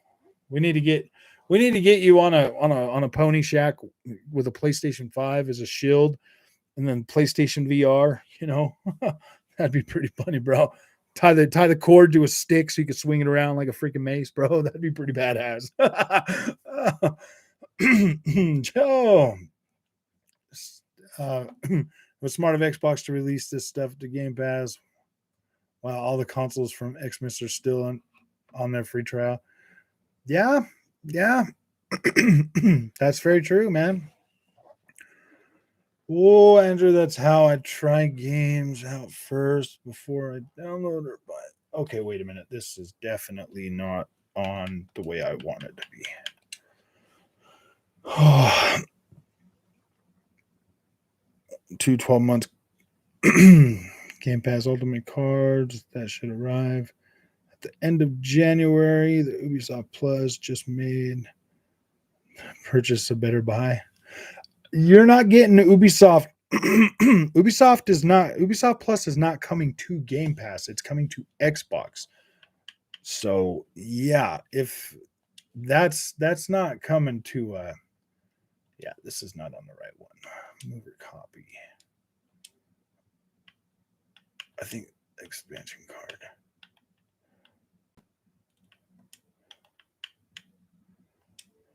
I think I have enough room on this. No, I don't.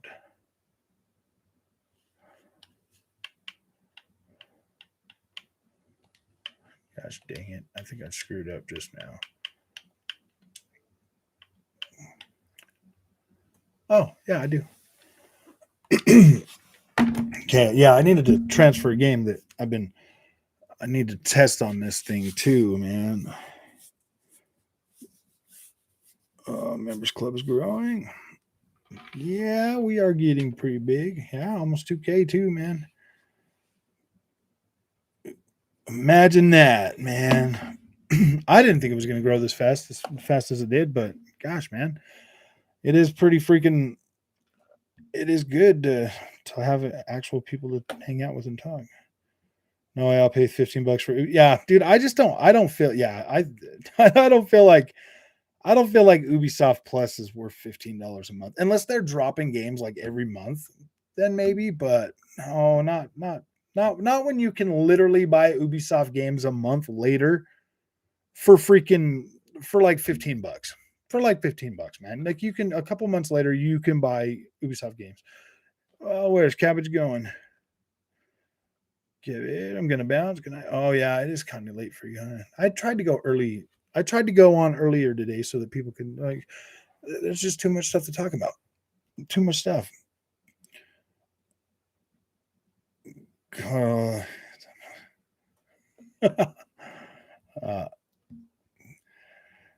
No, man. The Xbox guys are pretty cool, Shaq.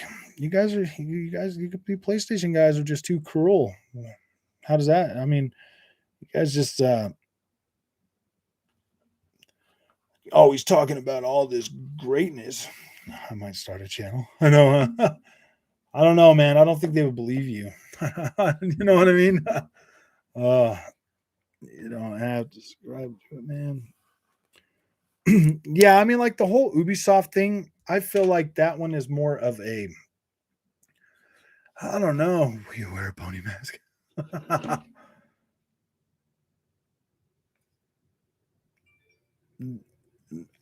Maybe Jeff, maybe they might actually do that. There's one I heard right now they charge $15 for Ubisoft Plus. Yeah, they do. What's up, Onyx? How's it going, man? Yeah, it is. It is $15 for Ubisoft Plus. It definitely is. And I don't think that the price is going to change, but I think you'll have access to. I think you would still have access to. Gosh dang it! I think you'd still have access to PC Ubisoft Plus on PC as well as console. So that, I mean, that might be a little bit different.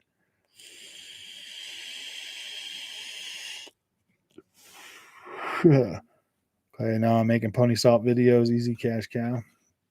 Huh. Yeah, well, I mean, if you haven't noticed, I've pretty much moved away from that for the most part. We only do that stuff once a week now. Pretty much moved away from that because I don't really want this channel to be one of those. Like, I love PlayStation. I don't really want to have to sit here and bash PlayStation all the time too.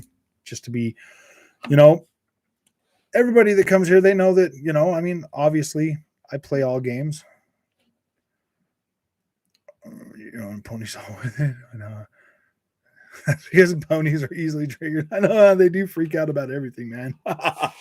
They're bad, dude. Over on Twitter, man, they're bad. I mean, like Xbox guys, they can get a little riled up too. But I mean, I think the PlayStation ones just say the PlayStation fanboys over there. They just say the most ignorant, negative, freaking stuff all the time, man. Because I mean, if you're an Xbox guy and you've seen PlayStation games, you honestly can't deny that they look freaking beautiful. You can't deny that they're nice looking games and stuff. I'm neutral. I'm neutral. I googled the Ubisoft Xbox deal. Not as exciting as I thought. Yeah, dude, that's what I'm telling you, man. Ubisoft is putting Extraction on Game Pass. That's pretty cool. Ubisoft Plus is coming to Xbox, but it's not coming to Game Pass like EA Play is. Which would be, I think, would probably be a better deal for them if they did do that, if they actually could get that on there. If they could get Ubisoft Plus onto freaking Game Pass and not raise the price of that, that would be even better.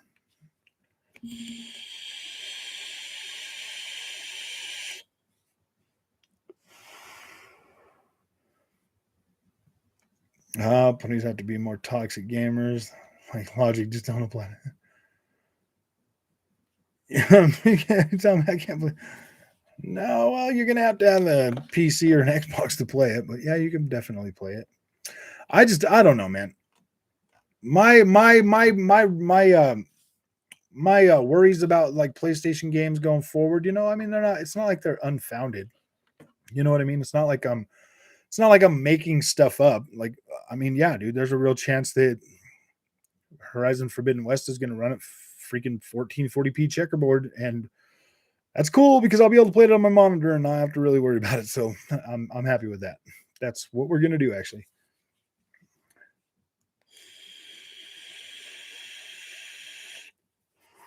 Ubisoft deals just testing the waters. If the game does well, then we'll be seeing more Ubisoft games coming to Game Pass. That's kind of what I'm thinking too. I'm kind of thinking that they'll end up bringing like a dumbed down version of Ubisoft Plus to Game Pass. As a Game Pass thing. Like if you have Game Pass Ultimate, then you can get like the base game or like a certain amount of time that you could play the game.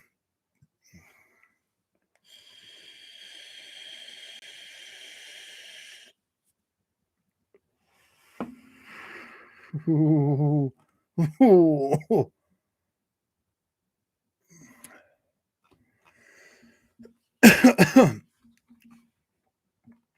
They literally laughed. How did children that VR headset. Yeah, probably, my friend, probably. This one right. Oh yeah, for the PlayStation one.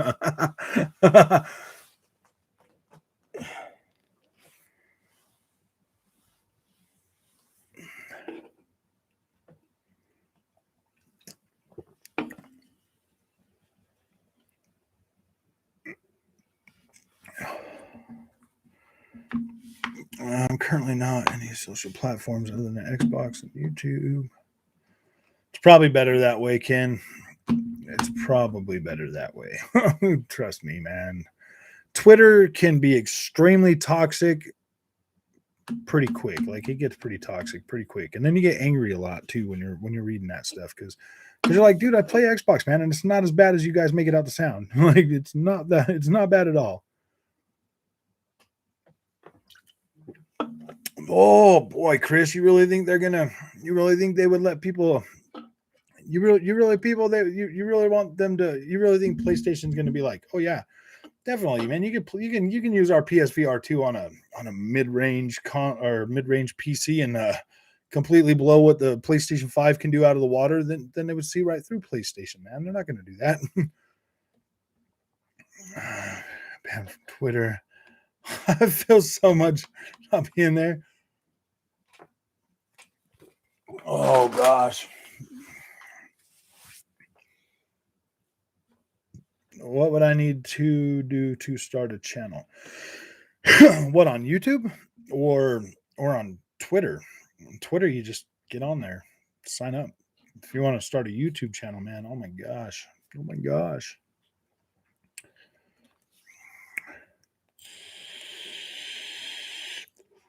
Have any of you guys even went back and watched some of the first actual videos I posted on Twitter? Like they were like really dumb, guys. Like it took a few months, like a good couple of months to actually get my feet under me and to start kind of figuring out what I was gonna do. Gotta have to exquire then Twitter sometimes it goes too far. Yeah, you gotta have really thick skin on there, man. If not, man, you'd be like, they could get pretty hateful on Twitter, man, really quick. It's not even funny. I mean, like Xbox had its moment to shine, Sev, when they did the Connect. I care about the present frog, not the past frog. Oh, I know, huh? No, I mean, like, they weren't bad videos. They were just they were like gameplay videos, man. Like they were just good old gameplay videos. Oh man. Someone with logic spot on. It's funny, man. Like Xbox had their moment with gosh dang it. Oh, phone calls, see if folks at that. Yeah, have fun, Pixel. Xbox had their time with the Connect. Okay, Connect 2 came out. They were like, nope. I think that's kind of the way that PlayStation VR is going to go, especially if they price that thing high. Yeah, dude, it's going to be dead on arrival.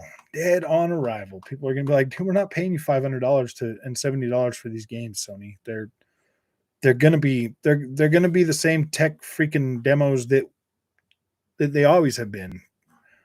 We didn't even like, what was the first actual real solid title? Half-Life Alyx, and that came out how long ago? Yeah. So another. I would really love to see. I'm curious, to see how this thing's gonna pan out for him, but I don't know, man. Good night, Andrew, moderators and chat. Happy New Year. You have fun. My fellow bots, you will be partaking in the nail polish. I mean, at least it's not $70 games. Hey, man. Nail polish. I did see some of that stuff on there. Like, what's everybody talking about? Like this nail polish stuff. What's the nail polish thing that I'm clearly missing? Half-Life Alyx is pretty decent.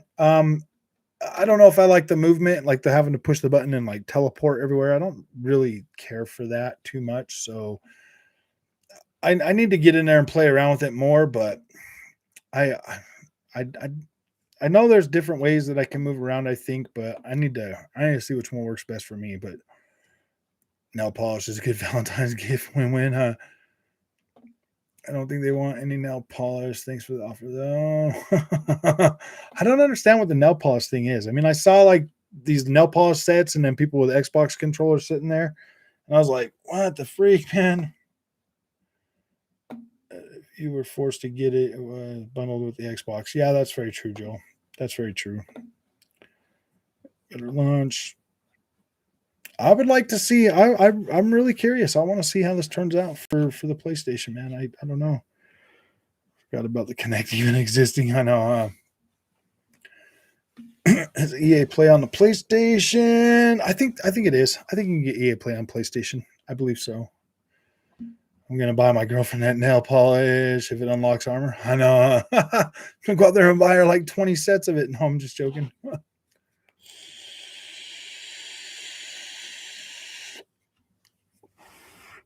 And please myself and get something on Halo. Count me in as a win-win. I know. Like, ooh, that's a good idea. Xbox is like, dude, we really screwed up with this whole Game Pass thing, huh? We got relationships falling apart everywhere. Wait, I got an idea. Let's put a Halo code in a nail polish set so that people will buy it and give it to their girlfriends because we like screwed up their relationships with Game Pass. Yeah, okay, I get it now. Okay, now it makes more sense to me. It's purple shiny armor coating. Oh, I'm getting VR2 just for Horizon. It only takes one great game for me. Okay, I mean, to me that looks like you might be sitting in a boat floating down a river, like looking at all this stuff like a Jurassic Park type of deal, man. That would be kind of cool, I guess. You know, I mean, if you like that. Facts. Game Pass is destroying relationships, so like Xbox is like, we need to partner with freaking makeup, so these dudes will buy their girlfriend's makeup to get the damn shiny skin because you know they'll do it. They love Xbox and they like skin. So no, I'm just joking. Getting it for one game when it sits there gathering dust. Oh no, dude. My PlayStation VR, dude, sits in that box in there. Oh my gosh, man. It's on Xbox Wire. You gotta see it all. Shiny purple sounds good. Oh, I didn't even care about the Xbox One generations. I never played. I mean, in the 360 generation, that Kinect was pretty cool. We got it for the kids, and they really liked it. Can you guys actually see like my camera like flickering over here under that picture? Is the camera flickering for you guys too? Kinect is sold 24 million by 2013, 3 years on the market. That $150 price tag ensures huge adoption and still wasn't enough to encourage people to make games. Yes, it's flickering. Okay, yeah, dude, it's definitely time for me to get a new freaking camera. So that's probably the next thing I'm going to have to buy, guys. Dang it. I was really hoping this camera would get me through at least a couple more months, but yeah, we can't have that flickering, dude. Piece of garbage. It's garbage. Camera is flickering. All right, yep. Yep, definitely going to be need to get a new one of those, man. This sucks. You can see it. See some streaks. Yeah, I can see it just flickering over there under the picture. Like it's, yeah.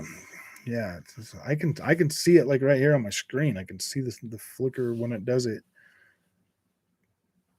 So yeah, time for a new camera. I need to get a better one. I'm thinking 4K. No, I don't know. Turn your camera, looks fine. Thanks, Rogue. Yeah, I mean this camera's 1080p or whatever, so I just figured you have screen tearing. This must be, yeah. I know it must be a stream of PS5 screen tearing. Oh man, that's so bad. I got screen tearing. It's 1080p.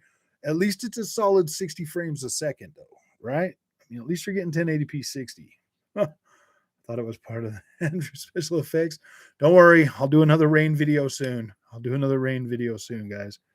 Redfall could be a sleeper hit, but it could also be more filler like Back for Blood. I don't know, man. I don't really think Back for Blood's a filler game, though, dude. I actually think there's probably a pretty decent. What was that? Uni VRR, man. I know. Oh dang. I don't necessarily think that Back for Blood was one of those filler games, man. I think it's an actual solid title. Hey, Strictly Rock, how's it going, man? Making that video about the phone storage. And I think you forgot to mention that if you have an external SSD, drives are the same, like 2 to 5 milliseconds. Yeah, I did forget a little bit of stuff in there, but I just wanted to get that video out. I had so much other stuff that I was thinking about too. Play Halo, man. So, what is everybody feeling about how's everybody feeling about the fact that the Halo Infinite, like nobody's playing Halo Infinite anymore?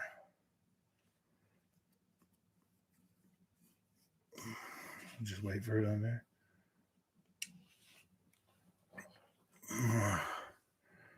Bots love waiting, no biggie. Bots love waiting, no biggie. Dude, what are you talking about, man? We've been waiting for 14 months for PlayStation to drop a banger. I'm not joking. We've been waiting for 14 months for PlayStation to drop a banger. Oh, no, not 14 months. Almost 14 months, like 13 months. It's been almost 13 months since PlayStation dropped a banger. Wow, dude.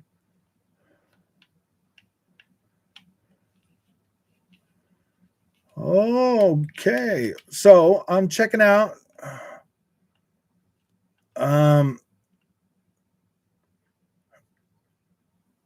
Black Desert Online on the or not on the PC, but on the Xbox Series S.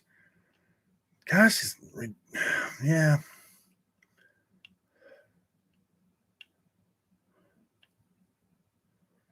That actually is not too bad.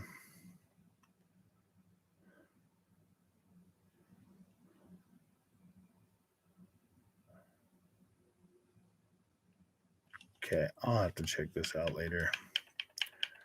I gotta be able to sit down and play around with it. And then I can't do that because I'll be Forge and co-op are still coming. So this is the thing that I don't get, guys. Halo Infinite is a live service game. They said it was a live service game. They said they're going to keep it going for about 10 years. Okay, that's a live service game.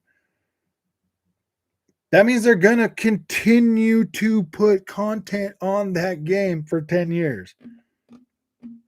Isn't Black Desert on Xbox still the Xbox One version? Yes, it is. But they unlock the frame rate and all of that stuff, so you can play it. You can play it with unlocked frame rate now, and it definitely feels a lot better, a lot more stable. Oh, they should also allow you to select your mode and add voting to Halo. Yeah.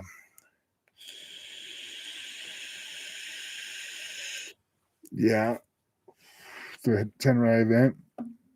Oh, you love PlayStation. I get it. South We all love PlayStation. That's the thing about this channel. Mr. Shaq Fu is we still like PlayStation. We just don't celebrate it every day because there's nothing to talk about. I haven't had anything for 13 months, man. There's nothing to freaking talk about on the PlayStation 5, dude. It's just there's nothing at all. No hype, no nothing, man. It's just like, oh, cool. We get a PSVR 2. I'd like a banger. I'd like one of my good old fashioned Sony bangers right now. I definitely need one. I'm having withdrawals. The last banger I had was, oh boy, was that really in the summer of freaking. Yeah, dude, that was like the summer of last 2020. Summer 2020 was the last time I had a banger. Oh man, come on, Brock. PlayStation VR 2 comes out at the end of next year. No, I think it'll be out. I think it'll be out by summer. To be completely honest with you, I think they're going to do a state of the play here in just before Horizon Forbidden West comes out, and they're going to probably drop the news. And you can pre-order your PlayStation VR 2 right now today, and you can have it as soon as March or blah, blah, blah. You know what I mean? Blah, blah, blah. We're going to get it, dude. It's going to come out this year. PlayStation VR is coming out this year. Oh, it took Xbox like 2 years for a good game. Yeah, you're right. Go Packers. But guess what? We're We're not talking about Xbox, bro. We're talking about PlayStation. PlayStation. That's what we care about. That's what you guys care about, right? PlayStation. What has PlayStation done for me lately? You want to talk about Xbox? Yeah, I do. Xbox people went 2 years without a breaking banger. But PlayStation's following in their footsteps now, man. So what does that tell you? Maybe Xbox wasn't so bad. Maybe it just takes time to get things done. Oh yeah. Dang. You know what I mean? Maybe greatness can wait and wait and wait and wait. That's the thing with us, man. Yeah, we hate waiting for long periods of time, but when we finally get it and we're done beating it in 8 hours, we're like, ooh, boy. Yeah, that was pretty great, man. See how long I waited for that? See how long I waited for that, man?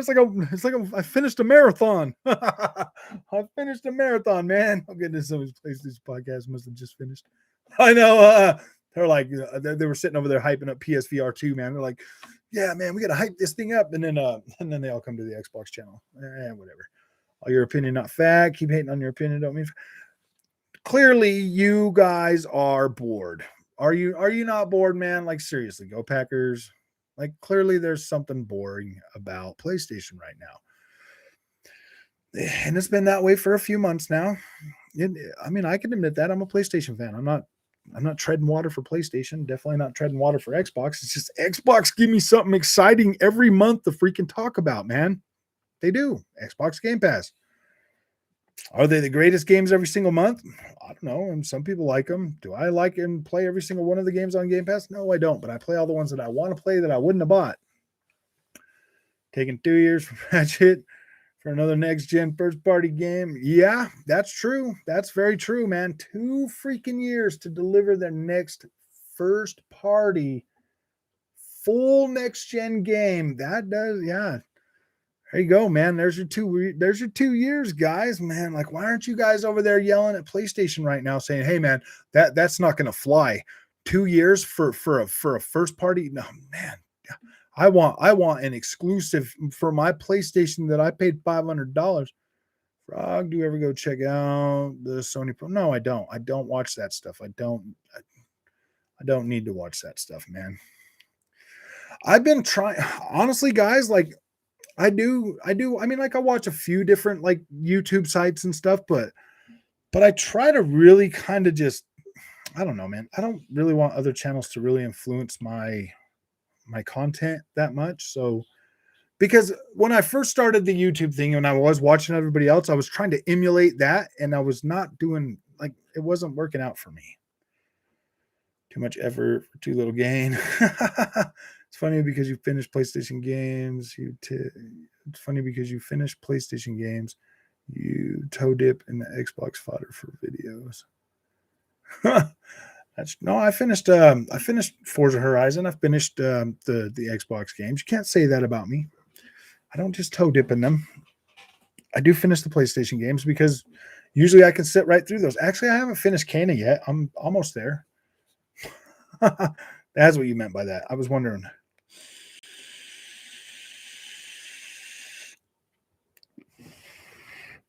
It'll take a few months drought over what bots had to endure. They're still shaking up. No. And talk about Xbox. Why not go to an Xbox channel? It's the same thing. I know that's all they do is talk about Xbox. That's all anybody's talking about is Xbox. Nobody's talking about PlayStation. Nobody. Not even the PlayStation guys are talking about PlayStation. They're all talking about Xbox. Why are they talking about Xbox? Because PlayStation doesn't have anything exciting to talk about. Not even PSVR 2 is exciting enough for the PlayStation channels to stop talking about Xbox. They can't do it. They tell me they can do it.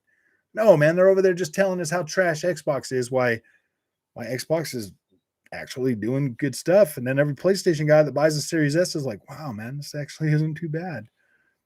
Because they go into the Xbox Series S, they already got low expectations. So their expectations are completely met. And they're like, wow, this isn't really that bad. This is actually pretty cool. And then they're like, oh, great. Now I got all this stuff to play. And then they start looking at PlayStation like, wait, why? I thought PlayStation was premium, bro. It's really not that more premium. It's really not that much more premium than an Xbox Series S, dude. Like, to be completely honest with you, it really, yeah, it's not really as it's not really that much better than the Xbox Series S, to where you're like, whoa, man, this thing just blows the Series S away. No, that's not the case, man. Like, you're getting 60 frames a second on Series S. You're getting up to, I mean, like, some games you're getting 1440p resolution. Like, on PlayStation, you're getting what? 1800p checkerboard resolution, 4K checkerboard. Like, I put out a video yesterday. Did I put that out yesterday or the day before? Yeah, I think it was yesterday, where I was looking at The Witcher 3, on PlayStation 5 and Xbox Series S. The PlayStation 5 version is running the PlayStation 4 Pro version of that game. And I'm looking at it and I'm like, gosh dang, man. Like, when you're looking out in the distance, you can see the trees like they look like little flat billboard, like floppy little things, like they're the flat cutout things that are just kind of waving around. They don't look like that on Xbox Series S. They don't look like that on Xbox Series S. That checkerboard stuff in the PlayStation version, and I was playing this on the monitor too, man. I'm like, wow, dude, like, the textures look better on the Xbox because of the 16x anastrophic filtering. So you're getting a better looking texture on the Xbox Series S version that runs at 900 freaking P, and it looks cleaner and sharper and better than like, it looks just as clean and sharp. That's kind of interesting to me, that, like, the PlayStation, dude, checkerboard rendering freaking sucks. I hate it. I think it's so terrible. And when you've actually got a system that could really push it, it looks even worse. It looks way worse, man. They would have been better off to just run that stuff at native resolution. Okay, Chef 2, how's Miles a 6 hour? They sell a game better than anything on Xbox. It is done. Microsoft, you can play PlayStation games on your Xbox. Yeah.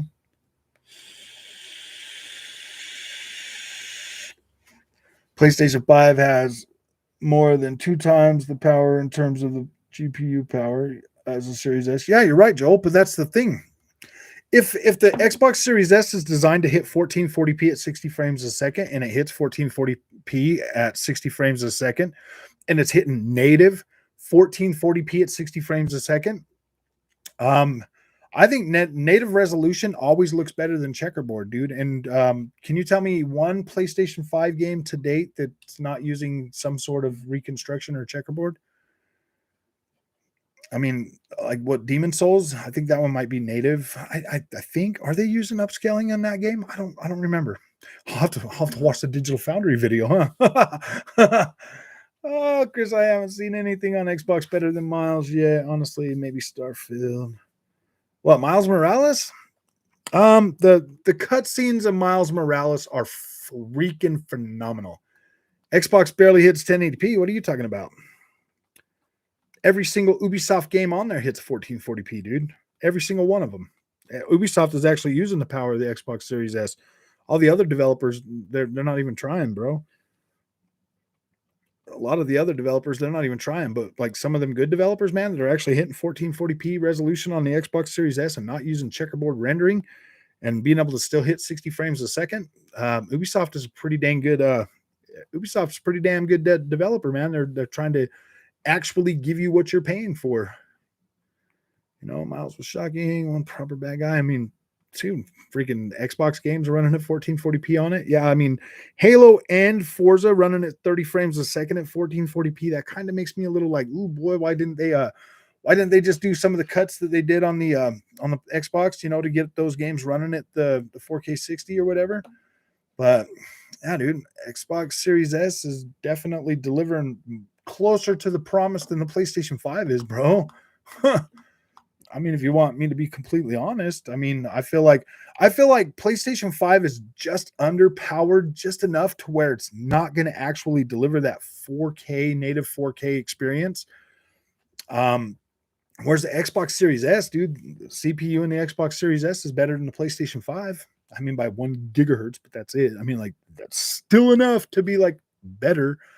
The memory bandwidth, all of that stuff is designed for 1440p and 1080p, so you don't necessarily need more than that to hit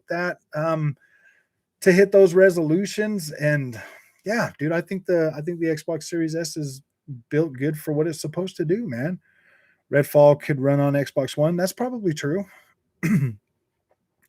It's that's probably true. Redfall could probably, I mean, all of them could probably run on the Xbox One, but Microsoft told us that 2022, or they weren't gonna, that all of our games going forward are gonna be we're gonna be on next gen consoles, man. So yeah, I don't know, man. All of them games, all of them PlayStation 5 games could run on the freaking PS4 Pro, dude. Like seriously, man. Do you guys, are we really that? I mean, I thought we were all older gamers, man. Like I thought we were all like smarter than this. You know what I mean? Like, are we really here for the buzzwords, or are we here for the games, man? Like that's what it basically boils down to, the games. And that's all that really matters when we get around to any of this stuff, is the games. The games are what matter, not the damn plastic boxes. It's the games. Does the Series S deliver a decent experience? Yeah, it does. I'm not saying they're bad. I'm just saying there's a lot. There's a lot for two. I felt more time. I was watching Miles instead of playing it. Yeah, dude, there's a lot of freaking cutscenes in that game, but they look amazing. If you really look at Miles Morales, bro, for what it is, dude, the cutscenes look freaking phenomenal. The gameplay, it looks pretty freaking basic, dude. If you want my honest opinion, I thought the Spider-Man before it looked better than Miles Morales. That's just me. That's just me, dude. Like, I don't think the winter does any good for that game unless it was like heavy snowfall or something. And the snow actually looked like snow and not just like little freaking piles of like square freaking snow, whatever, everywhere. If the snow actually had like a better texture and stuff, maybe it would pass. But yeah, dude, the world and everything in that just doesn't look that great, guys. I mean, it is. That's just me, though. Oh boy, let's see. Let's see, man. I don't want to cause too much trauma. I dropped it. Like, see you next time. All right, man. I'll see you over on Twitter, Shaq. Thanks for coming tonight, though, dude. I appreciate it, man. It's always fun. No, dude, I do like it when they come and they like give me their differing opinions, you know? I mean, like, cause that's perfect, man. Like, I'm here, they're here, they can tell me what they think and their beliefs, and then I can tell them mine, and then the audience gets to hear both sides right there. You know what I mean? Like, I will debate anybody on any of this stuff because, like, dude, I own them both and I play them both, and yeah. In my opinion, I think right now Forza Horizon 5 is the best looking game I've seen because it's delivering certain things that I really wanted to see going forward in games. But I feel like Battlefield 2042 delivers those graphical features to an extent as well. So I mean, there's some games out there that are delivering these experiences that I want and the things that I wanted to see move forward this generation in graphics and video games. The PlayStation, not so much, man. Not their first party stuff. I'm just not seeing. I'm not seeing that because they haven't really put anything like that out yet. They haven't given us that realistic visual look yet. They've given us Ratchet and Clank Rift Apart, man, and that's like, it looks really good for a cartoon. Like, it does what it's supposed to do. Like, it looks good for what it's supposed to do. Halo Infinite, that gives me a better visual quality than Ratchet and Clank, in my opinion. The ray tracing, it is pretty impressive, man. It is pretty impressive, guys. But dang, 30 frames a second. Ooh, boy, that hurts. Ponies are the funniest thing on the internet. Yes, they are. They're great. They're fine people. They're fine people. They're fine people on both sides. Oh yeah, Miles looked lovely. It ran well, but I played on hardest difficulty level because I was 6 hours. LOL. I don't know, man. I just feel like the world in Miles Morales, bro. Like, the cutscenes are super freaking good, dude. I love the cutscenes, dude. Somniac knocked it out of the freaking park with those.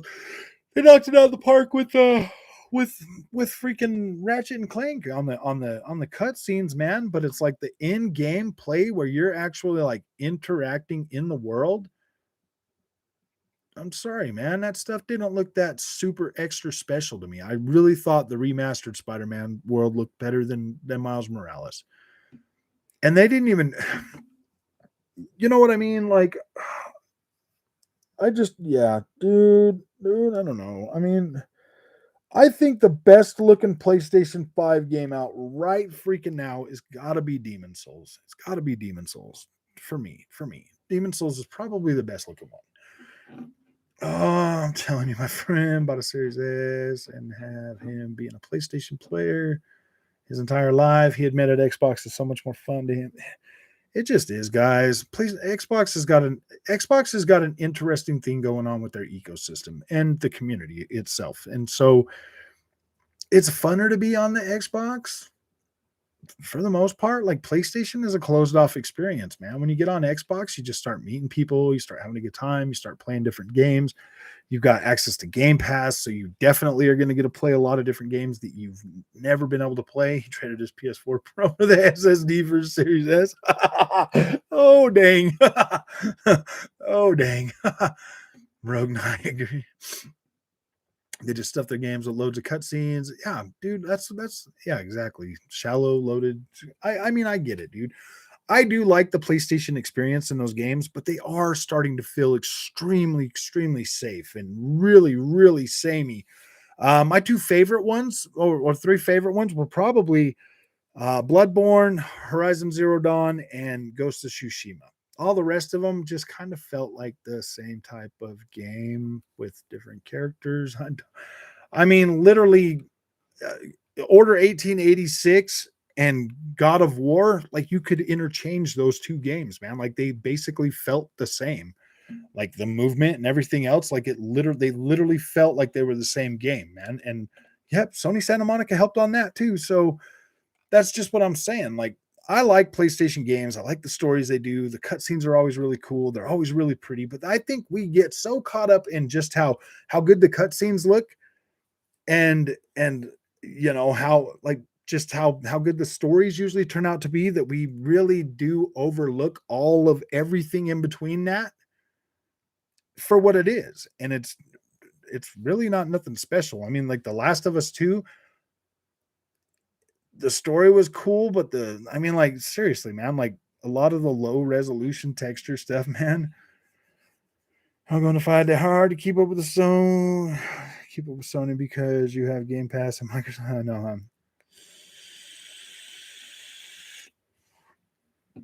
I have a 10th flop.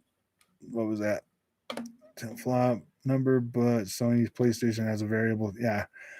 I think a lot of developers aren't going to use the full 10 T flops with PlayStation Power, and plus it's so variable that like we don't even really know what they're going to do with that thing.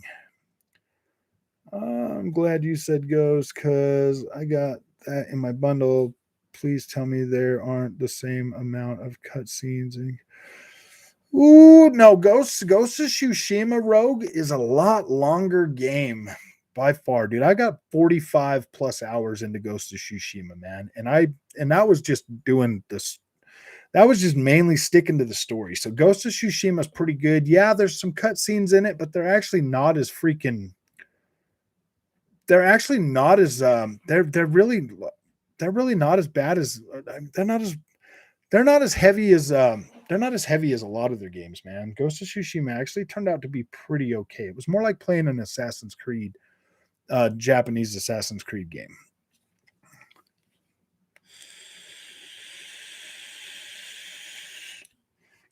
I think you'll like Ghost. I think you'll like Ghost, bro. It's essentially like an Assassin's Creed game. It plays a lot like that, but it's got that good twist to it. You're gonna be all right with it. The biggest thing that I don't freaking like about the biggest problem I have with Ghost of Tsushima is the lack of like really high quality textures. The world kind of looks a little bit flat at sometimes, so that was probably my biggest thing with Ghost was that. But other than that, like the story's great, the characters are pretty great. The gameplay is actually pretty cool for the most part, dude. That fighting dude is pretty good, man. Like it's pretty good. Like I can't say that I there's no way I could sit here and tell you that freaking Ghost of Tsushima was a bad game. I couldn't tell you that. It is a good game. Honestly, the only thing I have a problem with is I want better textures. That's it. Just higher quality textures, more realistic looking textures, and I would have been so happy, dude. I would have been when they made me pay the extra $30 for the PlayStation 5 upgrade or whatever and the DLC. That's all I really wanted was some better textures. I would have still been happy with the 1800p checkerboard, man. I would have been happy with it. I would, as long as I had better textures, I wouldn't have cared. Don't have a favorite, but no one can tell that PlayStation is here is give you more for your money than Xbox. Yeah, dude. I assure you, if you deny this, you're just a fanboy. That being said, yeah, money talks. Money does talk, man. And gamers, dude, we're cheap. We're cheap by nature, bro. We want the most for what we want to play, dude. And we are cheap. We are cheap gamers, bro. We like to a Game Pass subscription definitely gives us a lot of cheap games to play. Oh, like 9 days to God of War at true 4K and ray tracing, like 9 days. I know you're going to be playing that on true 4K. My money is best used on Xbox, so Xbox is where I play. Yeah, that's where I buy all my games. And that started last gen, dude. I bought all my games on Xbox One X, and all of them got amazing upgrades on Xbox Series X. I was like, wow, dude, this is great. I didn't have to pay $10 for every one of them either, because that would have sucked. That's a lot of games. If I'd had to pay $10 for all those, I would have been pretty broke. I got a goosebumps from Tsushima's Yarikawa mission. Such a great game. Yeah. I thought Ghost of Tsushima, the story and the gameplay and all of that stuff turned out pretty dang good, man. Hey, wait, what was that? Sony definitely doesn't give me more for my money than yeah, that's true. And I am not a fan. So far, I genuinely regret getting a PS5 for the most part. Yeah, dude. I mean, until they drop a banger Chris, on the PlayStation 5, yeah, dude, a lot of people are probably going to feel that way. But once they drop a banger, then you're like, I'm glad I bought a PlayStation 5. And that's the way it's going to be. As soon as Horizon Forbidden West drops and it's good, boom, there you go. I feel vindicated for buying a PlayStation 5. God of War drops and it's good, boom, I feel vindicated for buying a PlayStation 5. Gran Turismo 7 drops, boom, I feel vindicated for buying a PlayStation 5. You know what I mean? Like everything they launched this year, I probably wouldn't have cared or talked about it if I would have had one of those other 3 games to hold me over on my PlayStation 5 till the next one. But all 3 of the big heavy hitter PlayStation 5 games were pushed. So everything else was like either a niche title or it was a tech showcase that didn't even really. Ratchet and Clank Rift Apart was a freaking tech demo, as far as I'm concerned. Well, a tech showcase. And the fact that thing was running at 4K checkerboard on the 4K mode, I was like, come on, man. Like, really, dude? This world is pretty small. You want me to freaking be okay with 4K checkerboard? Like, I thought we were done with the checkerboard, Sony. I thought we were done with that. I thought we were getting the most powerful PlayStation, blah, blah, blah. You know what I mean? Like, nope. What's happening? PlayStation 5 boost T-flop is 10.28. What's it regular? It's like 9.2 or something. So, I mean, they boost it to a whole nother teraflop. They boost a teraflop out of that while dropping their CPU to 2.4 gigahertz. you get the what is it? 10.28 teraflops of GPU, and then you get 3.4 gigahertz of CPU when that happens. Or Frog, do you recommend getting PS5? I actually never had one, so I'm thinking about it. Yeah, I do. I recommend PlayStation 5. You're gonna want to play those PlayStation 5 games. You are. If you're a gamer, if you're a gamer, man, and you want to play games, yeah, buy a PlayStation 5, bro. Like you're gonna want to play those PlayStation games. And there's gonna be a lot of third-party games that are gonna come out on PlayStation that that they're paying these companies to do timed exclusives, man. And you're gonna want to play those games too, Jeffrey. So yeah. If you have both, you don't have to choose. I would get them both. Damn, that's a lot of flops to flop. How many flops did the flop and the flop it when the floppity flop flopped out the bottom? Oh dang! Oh, came late. Now I heard your thoughts on Ubisoft Plus coming to Xbox. I know it's not coming again. This is my exact thoughts on it. Ubisoft Plus coming to Xbox gives you more options, but at the same time, like you can literally wait 3 months and you can buy an Ubisoft game for $15, bro. So do you really want to buy one of those every single month from Ubisoft, or do you just want to buy the ones you want for $15 when they go on sale for $15? that's yeah. I think Ubisoft Plus going into Game Pass would have been the better bet, but I mean, I don't necessarily think Ubisoft.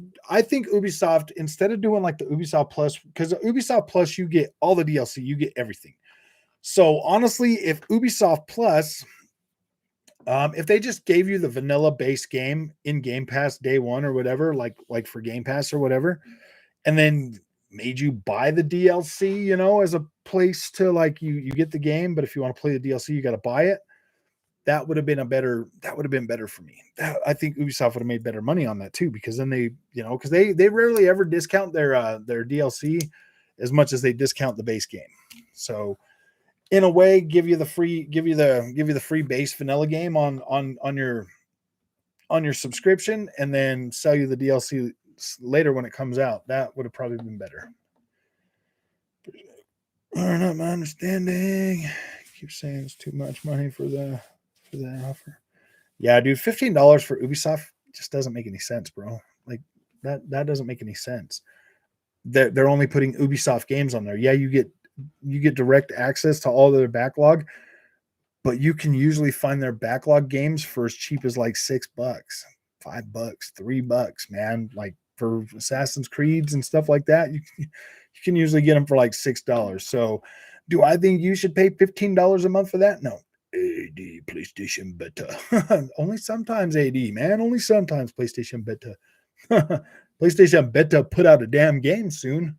I think that's what everybody means when they say PlayStation better. They're like, PlayStation better. I'll finish that sentence for you. Put out a game soon. Oh, Jason. What was that? Clean up your understanding. I thought you knew everything, though. I thought you already knew that. I think maybe in time, as you said about the DLC.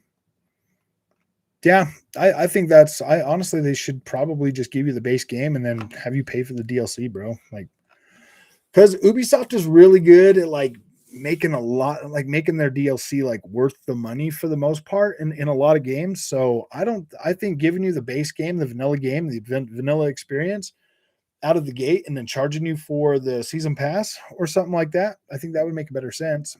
Or not even sell season pass, just sell you it in chunks, like $15 or $20 or whatever, whatever they're going to do. Yeah, I think they should do that, honestly, to tell you the truth. And maybe that's what they're going to do. Maybe they'll find a way to do that.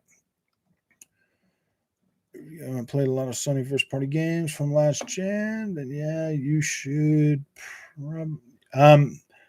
Yeah, there's a lot of stuff that you could catch up on that's 60 frames a second now too on the PlayStation.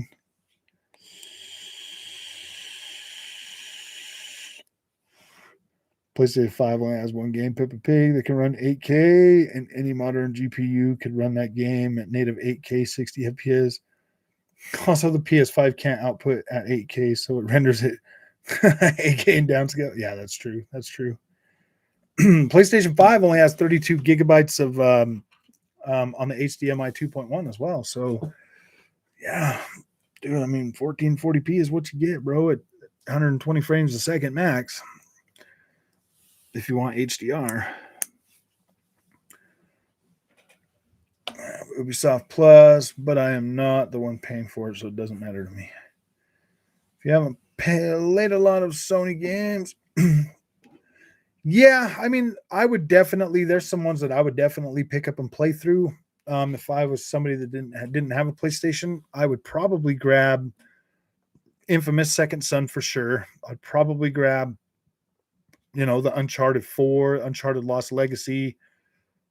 Don't really necessarily need to buy The Last of Us 2, but probably get that one too. Yeah, I mean, Ghost of Tsushima, obviously. Horizon Zero Dawn, definitely. Bloodborne. I would maybe hold off on Bloodborne until they get a 60 FPS patch for that game, but I don't think Sony can do anything about that. I think that's going to have to be From Software that goes back and touches that up. But I know they can do it. If they can touch up freaking Dark Souls 3 and give you 60 FPS on Dark Souls 3 on the Xbox, I'm pretty sure they could do something with Bloodborne. But I think I think the reason we haven't seen that yet is because there's something more going to go on with that.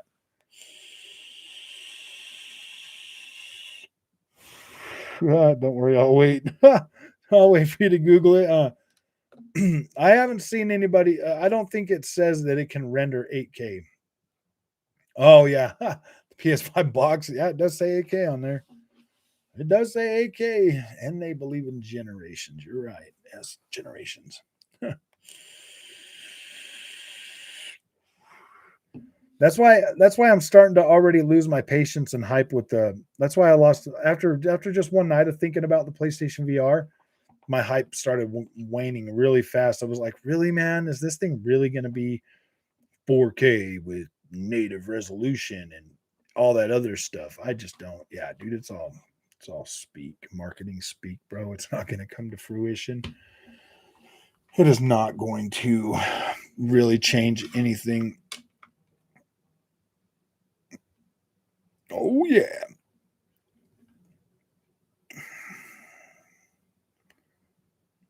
The Holy Trinity.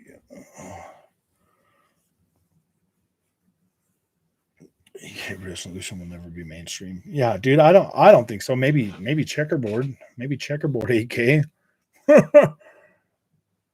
Unlike PlayStation 8, bro, we'll get like placed or 8K checkerboard.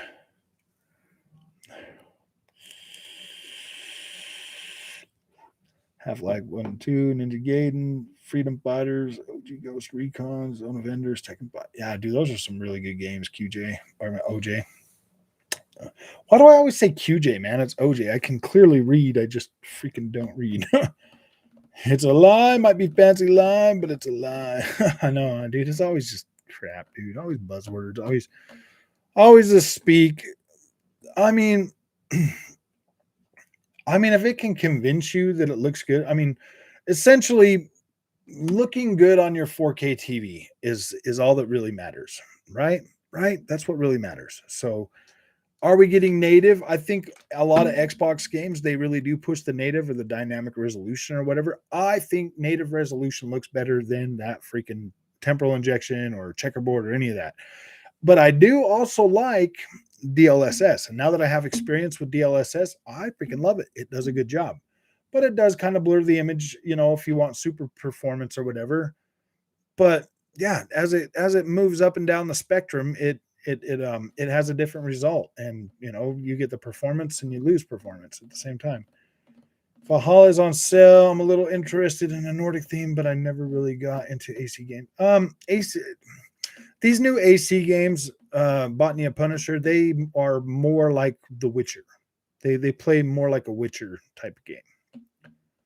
So yeah, they're probably the farthest away from Assassin's Creed that you can get. So yeah, if you just play it like an RPG, like a Viking RPG, you'll be fine. If you play the Greek one, or if you play Odyssey like a Greek RPG, you'll be fine. The same with Origins, as long as you play them like an RPG, they're fine. They're actually really good games, actually. I think Riders Republic is a little more fun than AC. Yeah, I think Riders Republic is definitely a fun game, man. I love Riders Republic. I think it's great. Like I said, man, before that game launched, when I first heard about that, that was my struggle to cope with 4K native most of the time. So the 8K is a marketing ploy, and you can get the name 8K on the screen under 10K. Believe you, yeah, dude. I think that having like those new Assassin's Creed games, I think they're pretty dang good, man. You think GTA 5 will be remastered for PlayStation 6 and Xbox Series? Probably. They're like, yeah, man, this game's still selling really good, man. Let's just do it again. Let's just do it again. This time we're gonna have to probably add a little bit of DLC, if you know what I mean. Yeah, dude, the main dude that used to write all the GTAs left, bro. He left the company. So yeah, they're probably gonna repackage that thing as many times as they can. They'll probably now they'll probably repackage the other ones that they just put out too. They'll they'll do remakes of those for the next one too. AC fan, but I love the last one. Oh yeah, it's about 65 hours. all in all, about 60 hours. Like, you get a lot of gameplay out of them Ubisoft games, man. They're pretty fun.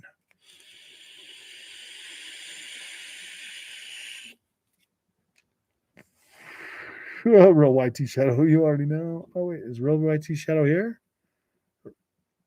Oh, damn it, Jay. Oh, gosh. Evening, Titus Crow. How's it going, man? Oh, they defend the PlayStation 5 no matter what. Yeah, dude.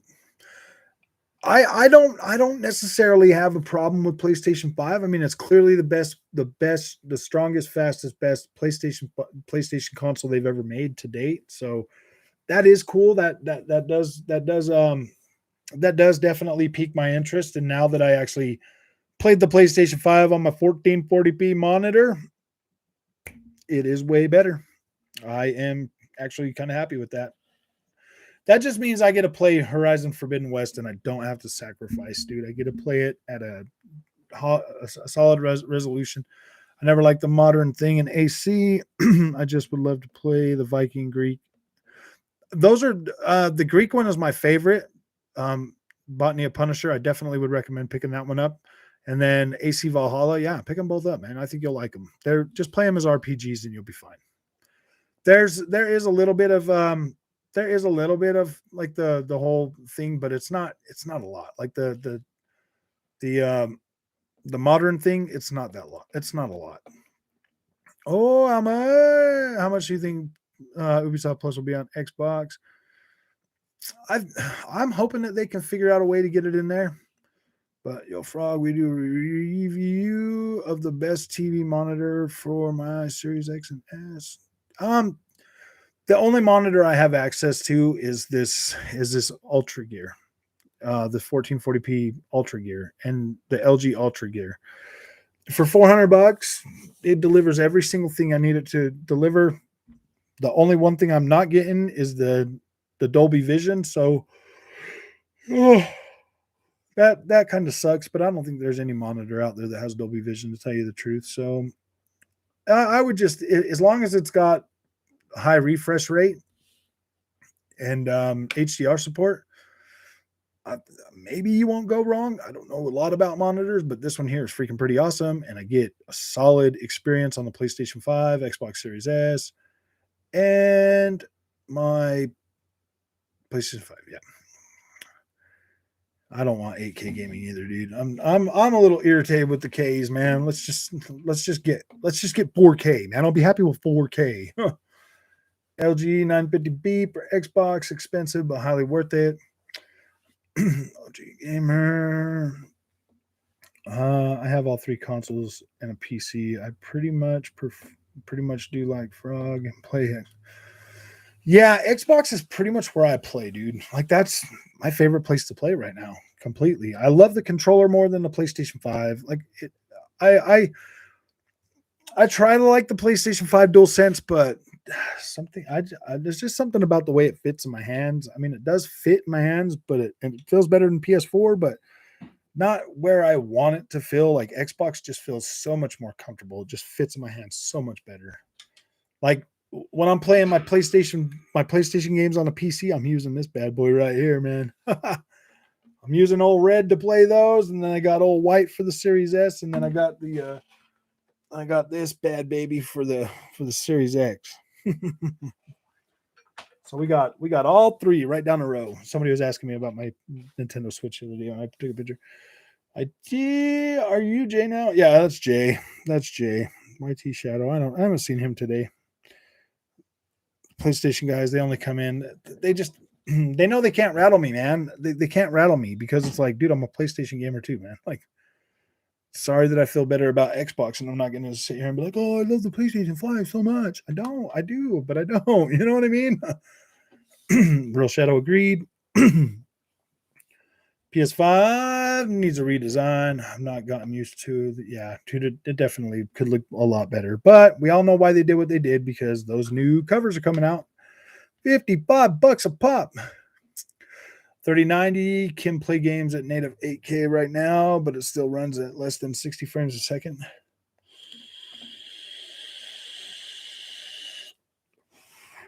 I don't know. I've heard people. I've heard a lot of like differences on that, like saying that it can run 8K, but it's like 30 frames a second, and then it just depends on the game for the most part. I'm thinking on this, my decision where to play something is 50-50 controller, 50-50 controller and frame rate. Everything else is secondary. Love the Elite and the PS5 controller, kind of equal. I mean, if you got an Elite controller, oh boy, I don't know, man. I don't even know if the PlayStation 5 controller even tries to compare to that. Isn't really 8K card.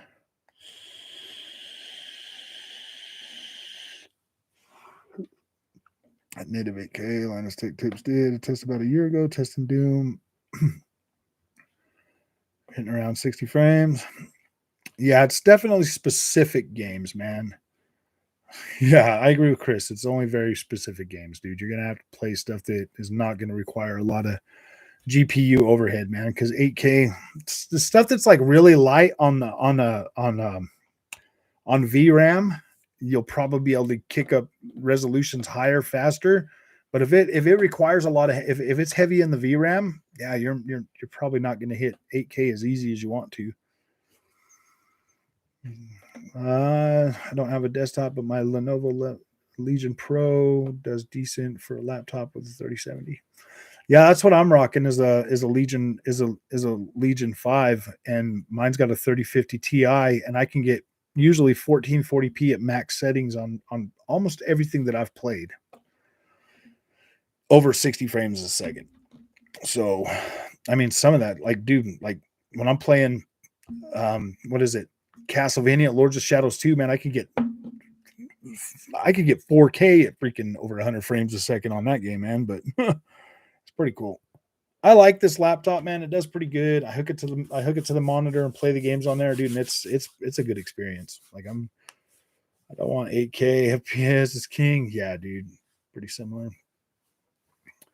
You had to choose one console. Would you go Xbox or PlayStation? Be honest. Right now, dude, honestly, I would go Xbox. Xbox is giving me far more.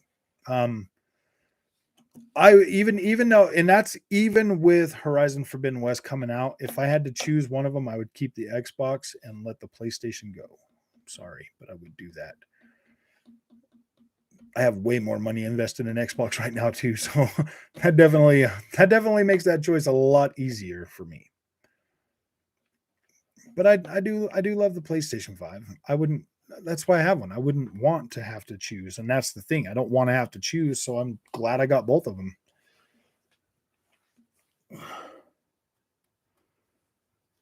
Take native 2K res with RT and high frame. Yeah, see, I'm thinking that's kind of where it's at, dude. 1440p is the sweet spot. To be completely honest with you, yeah, I love I love my Pro, my not Pro, but my Legion. It's pretty nice, dude. I like this laptop.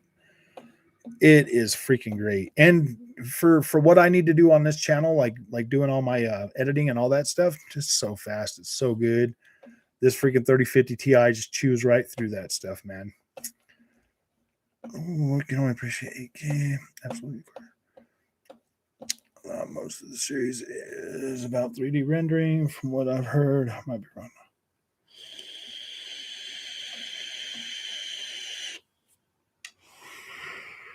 I have one console, Xbox, no issue. Yeah, I don't have an issue picking Xbox. Xbox all the way this gen. They have massive. Oh, dude, and the fact that Bethesda is an Xbox first party company, dude. There's no way. I mean, I buy a lot more Bethesda games than.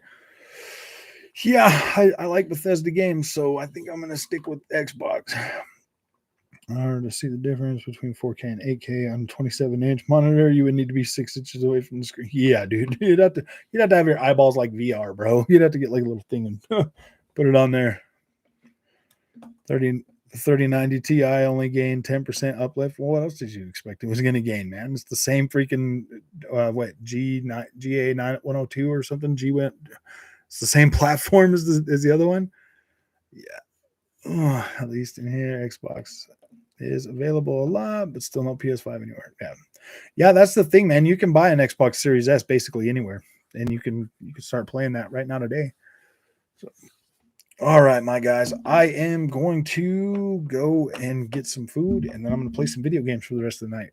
Probably put out a video. Thanks, guys, for coming and talking to me about all this really cool stuff. Really love these long chats that we have. We had a pretty decent show up tonight, so that was pretty cool. And it stayed pretty good, man. Like, it stayed pretty good. I'll get better. See you guys, man. I need to start trying to figure out how to do longer streams, but man, on work nights, bro, it's just so hard. So hard. And I want to play games too. So, all right, man. You guys have fun. We'll see you in the next, maybe tomorrow, maybe the next day for sure. So, all right, guys, have fun. Oh no, you're fine. Rewatch it. I pretty much stuck to the stuff in the first hour of the thing, so you should be able to find pretty decent content on this stream. So, all right, man. You guys have fun. Thanks for coming, and we will see you in the next one.